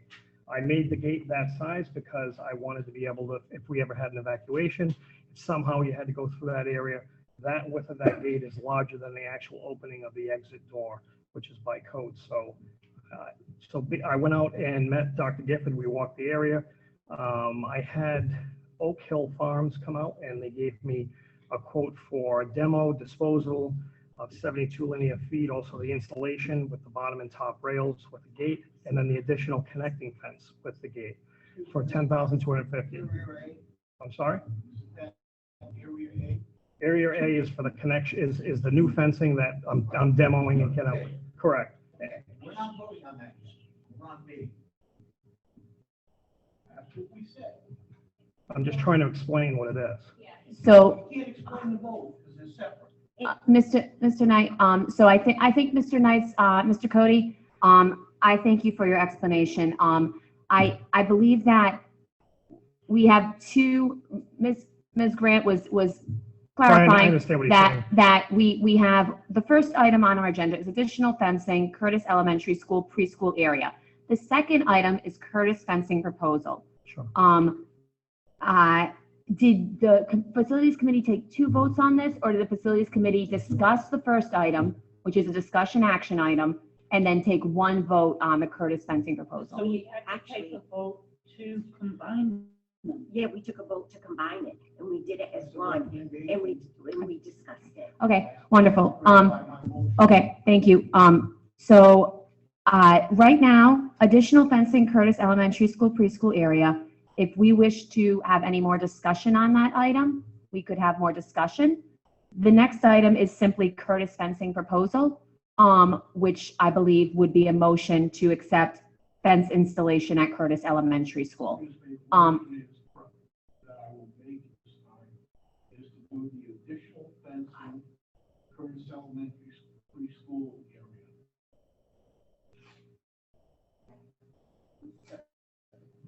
Mr. Knight has made a motion that we do additional fencing for Curtis Elementary School preschool area. It has been seconded by Mr. Larby. Is there any discussion? Yeah. Ms. Grant? I think, to be honest with you, I think it's very important that we do at this time do both of them. I think cost-wise, Benefit Street's a very busy street, and the front of the school is those two play areas. You're going to have one play area with this really nice fence, and then you're going to have this other play area that's going to be rusted. It's not even going to meet the standards of a state program. That, granted, the children aren't going to use that area. The preschool children aren't going to use that area, but if we do have other elementary children in the district that are going to use that area.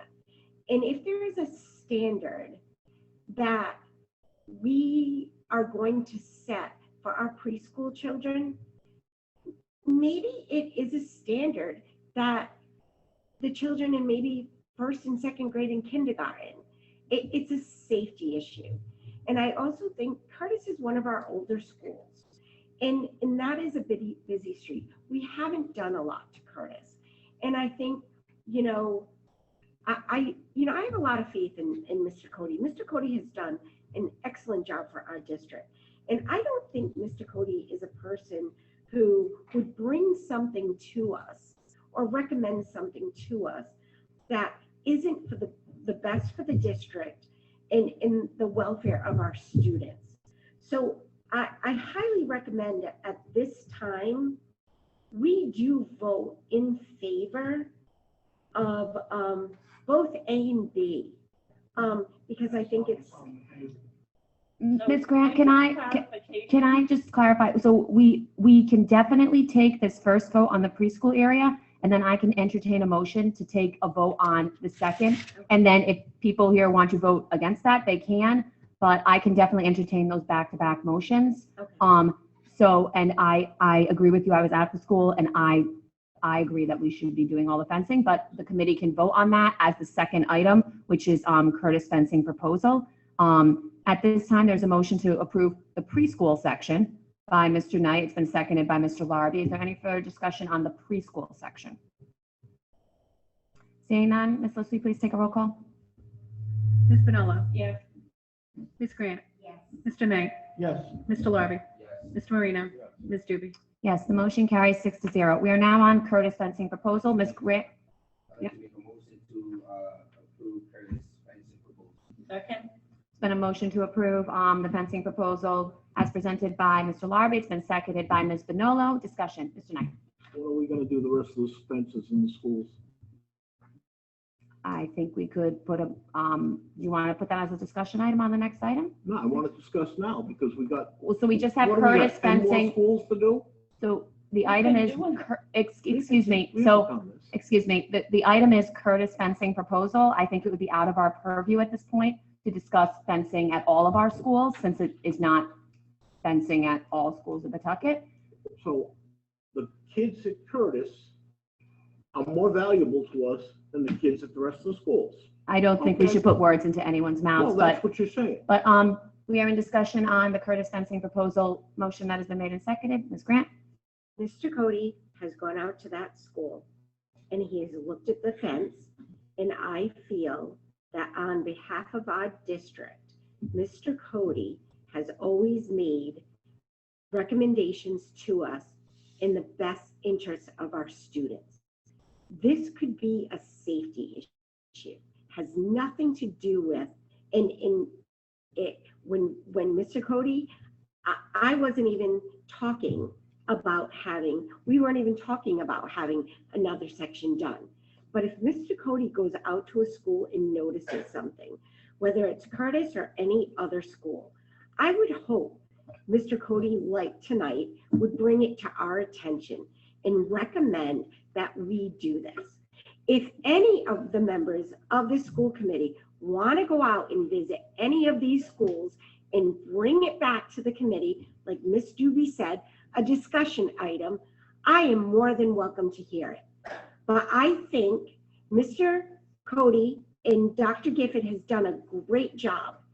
And I think this is something we as a committee should support. Has nothing to do, we are very fair with all of our schools. And I think we need to just focus on Curtis and get this done. Mr. Knight? I have a question for Superintendent McWilliams. Has Mr. Cody been put on leave to go to the other school, the construction?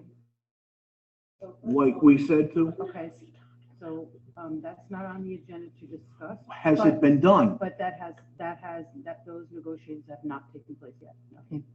Thank you. Chris is down, she's off surgery.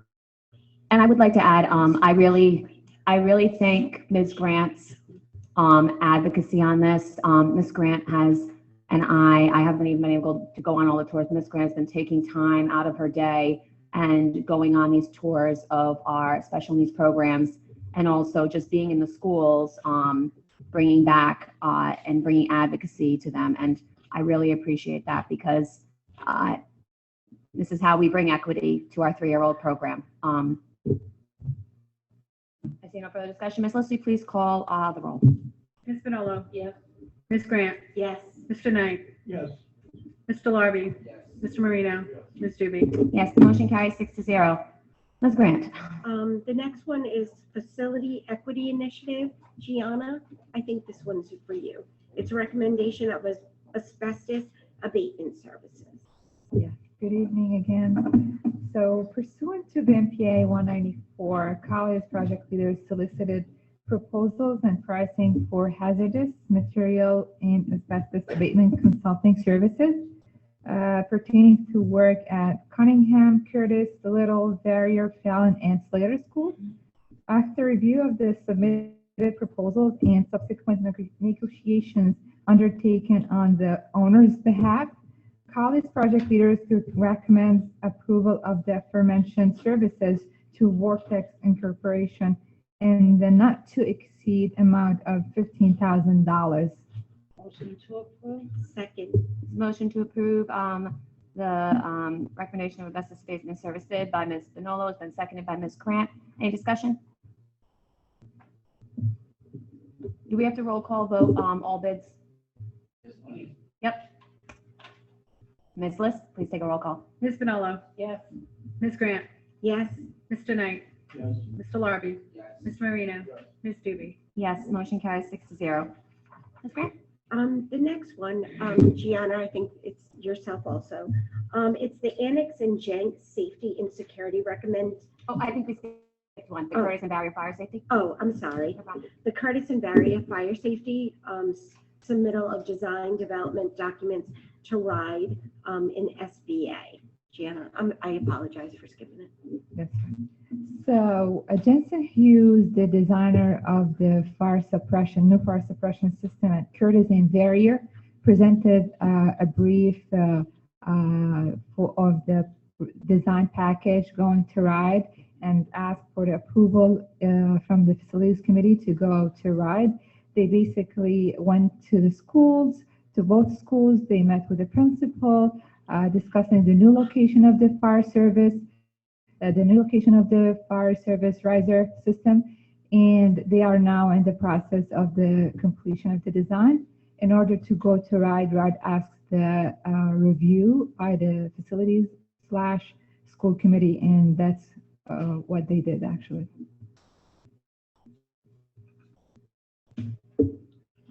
Motion to approve? Second. Then a motion to approve the submittal of design development documents to RIDE by Ms. Grant. It's been seconded by Ms. Manolo and Mr. Marino. Any discussion? Lucy, please take a roll call. Ms. Manolo. Yes. Ms. Grant. Yes. Mr. Knight. Yes. Mr. Larby. Yes. Mr. Marino. Ms. Doobie. Yes, Ms. Grant. The next one is the annex and Jenk safety and security recommendations of design services. And Chris is going to take this, but I just want to mention going into this. Mr. Cody has mentioned to us, I believe in our past meetings, how important and how quickly he really would like to get this done. This is something that he feels that is a priority. At our facilities meeting, there was a concern that this was taken off of the list, and that's the reason it wasn't sent out for anyone else to bid on this. And the concern was by a couple of members that, Toronto might have a lot on their plate. But I think as the conversation went, and I think we made the right recommendation to bring it to the school committee. I think when Chris explained it to us, Toronto did a lot of work at the annex, and the price that is given to us is a fair price. And the reason it's a fair price is because Toronto knows this property and Toronto has the designs already. So I just want to make sure that, I understand, and I know myself, I'm one who has mentioned it to Holly, that we want to make sure and give other companies opportunities. But I think when it comes to something like this, I think Chris and Collier's made the right decision on this. I think it will benefit our district to go with the way it's proposed. So go ahead, Chris. I'm sorry. So thank you very much. She took away a few of my talking points, so this will be pretty short.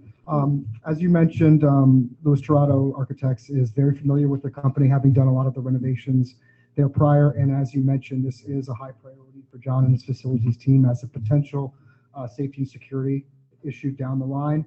As such, it was important to us to make sure that we found an architect that not only could perform the work, that was familiar with the building and had the capacity right now to get these drawings turned around very quickly, so we could get this out to bid and avoid any lead time issues potentially down the road.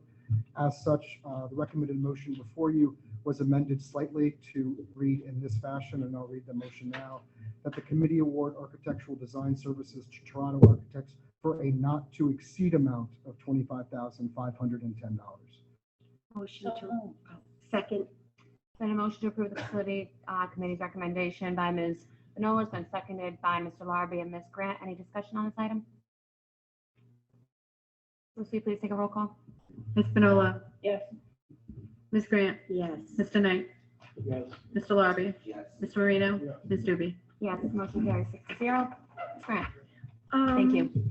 I think it's Gianna's turn again. Recommendation to award design of Goff STEM Lab to BTGA Architects. Brewster Thornton. Go ahead, Gia. Okay, so after review of the attached proposal in front of you from Brewster Thornton Group Architects and its associated sub-consultants and subsequent negotiations undertaken on the owner's behalf, Collier's project leaders recommends approval of the aforementioned proposal in the not to exceed amount of $44,000. Second. Motion to approve recommendation for Facilities Committee, Subcommittee by Ms. Marino, and seconded by Ms. Grant. Ms. Bonolo, any discussion? Ms. Bonolo and Mr. Knight. Gianna, on the page where you give the breakdown, okay, it says BTGA, which is Brewster Thornton, and underneath it, it says Wasney Barber. Who are they? They're the consultants for the fire alarm. Okay, thank you. Wasney Barber. Did you hear Rodney Barber? That's not what it says. Mr. Knight, did you have a question? You know, pretty soon we're gonna be getting into some real money here, huh? That's my comment. No further comments or questions. And Ms. Lucy, please take a roll call. Ms. Bonolo. Ms. Grant. Mr. Knight. Yes. Mr. Larby. Yes. Mr. Marino. Yeah, it's 5. Ms. Juby. Yes, the motion carries 5-0. Please note that Mr. Marino was up on the table. Number 7. So actually, we did not make a vote on this. Okay. Mr. Torado just wanted to, oh, and Gianna, did he ask you to? Okay, I apologize, please. Go ahead. I'm sorry, I didn't realize that he had asked you to. Okay. So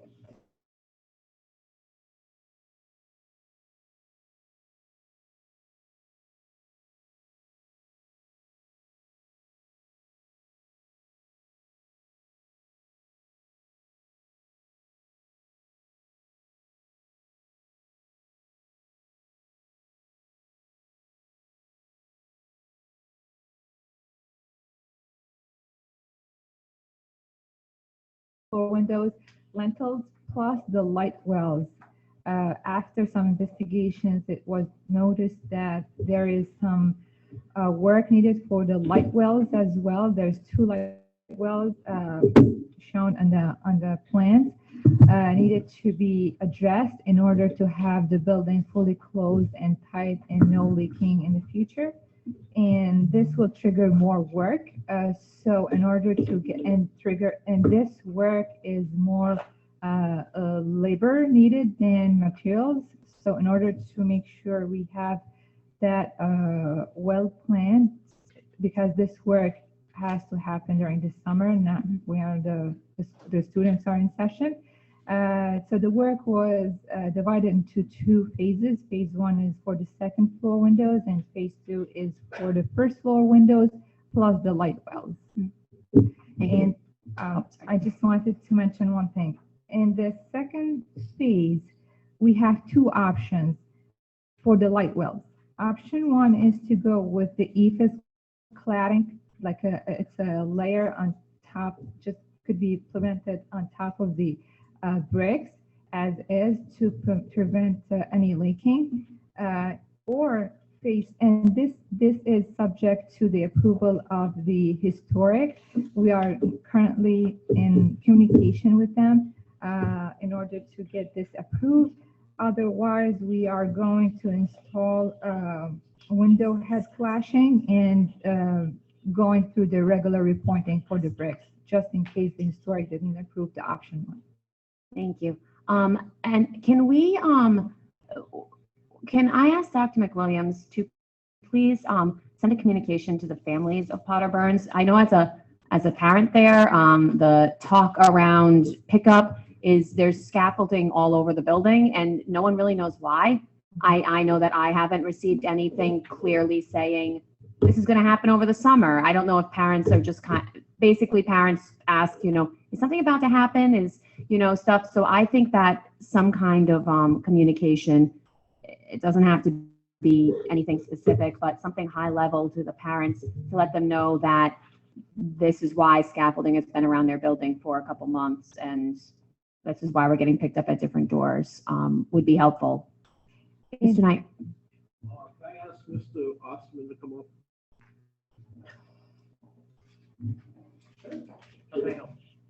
Derek, I believe you were the initial project manager on Potter Burns. Mm-hmm. Okay. When that building was done, we spent 42 million, I believe. No, nowhere near. We spent 13. Yeah, 13. I thought it was more than that. That's all right. Yeah.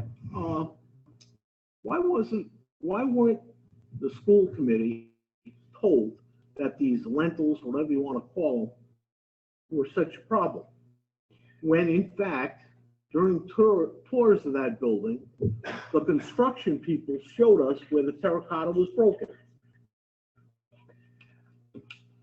Yeah, I think there's two slightly different issues.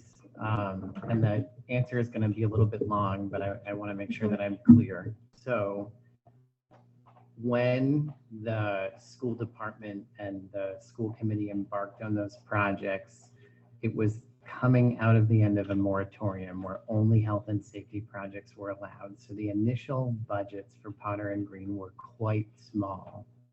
In working with the school committee at the time, as well as the former administration, the moratorium was lifted and it was impressed upon the district by the Department of Ed to try and do more. And there were lots of discussions about what that meant, the associated cost, and what was feasible within the budget that had been approved. So a series of reallocations happened. So in terms of why the scope ended up being what it was, ultimately it was a prioritization, and the budget was significantly increased from what was just an initial health and safety program to something much larger. I don't believe we knew at the time the extent of envelope issues in the building, which is now why we're coming back a second time to fix them. But specifically to your terracotta question, that was really when you removed the inside face of drywall on the inside of the building, rather than being full brick whites. It was clear to us that, and I'm trying to remember the exact pictures, but essentially the building makeup where you'd expect it to be probably 3 whites of just solid brick included pieces of terracotta that were in all sorts of disrepair. And so what that forced us to do during the project was essentially reshore up through furring strips and channels the interior walls in order to be able to lay the drywall. But that specific piece doesn't have anything to do with the exterior envelope issues that you're experiencing in terms of water infiltration. Does that make sense? No. Thank you, Mr. Osterman. Sure. My question, Mr. Knight? Those pieces were broken. Right. We just put wood over them to hold them in place. No. Okay. Did we take those pieces out? No. And how did we fix them? So the issue when we removed the interior drywall is there was no way to reattach the interior finishes. And so we basically framed up a new wall inside the building to put the interior finish in. It has nothing to do with the exterior face of the building. What happened to the terracotta? It's still there. Broken. In some cases, we fixed what we needed to in order to put the building back together. But in order to fix all of it, it would be the equivalent of essentially knocking the building down. We couldn't have done that. Next year. Okay. Next year. So no further discussion on this item.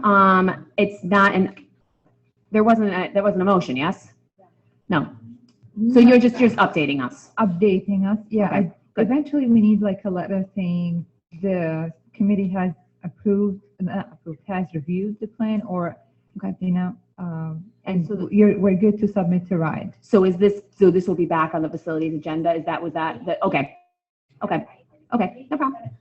To us, because it has to go through it has to go through RIDE, and then, Mr. Toronto also believes at that time, they will also have some answers from the Historical Society because of the age of the building. Excellent. So they need Okay. to go through that process also. So Thank you.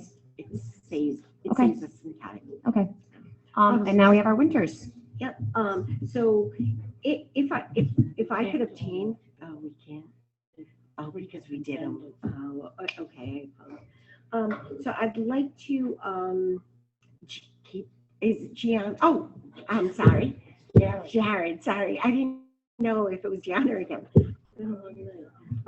Jared, is going to speak to us in regards to, awarding IT packages. The first one is an IT package 1. It is in the amount of $62,408.99 to E Plus of Herndon, Virginia. Good evening. Thank you. Yes, so about a month or so ago, we sent out the IT package as a public bid. We posted in the Providence Journal, and we received bids back a week or so ago.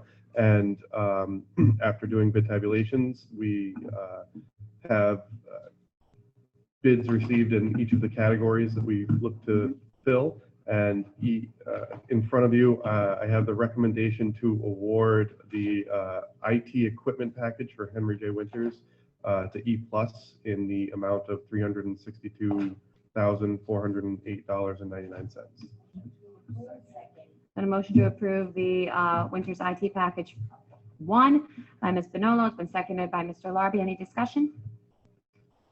Ms. Lucy, please take a roll call. Ms. Bonolo. Yes. Ms. Grant. Yes. Mr. Knight. Yes. Mr. Larby. Yes. Mr. Marino. Ms. Doobie. Yes, the motion carries 6-0. Next item. Yep. Yep. Yes. To discuss, the award for Winters IT package 2 and 3.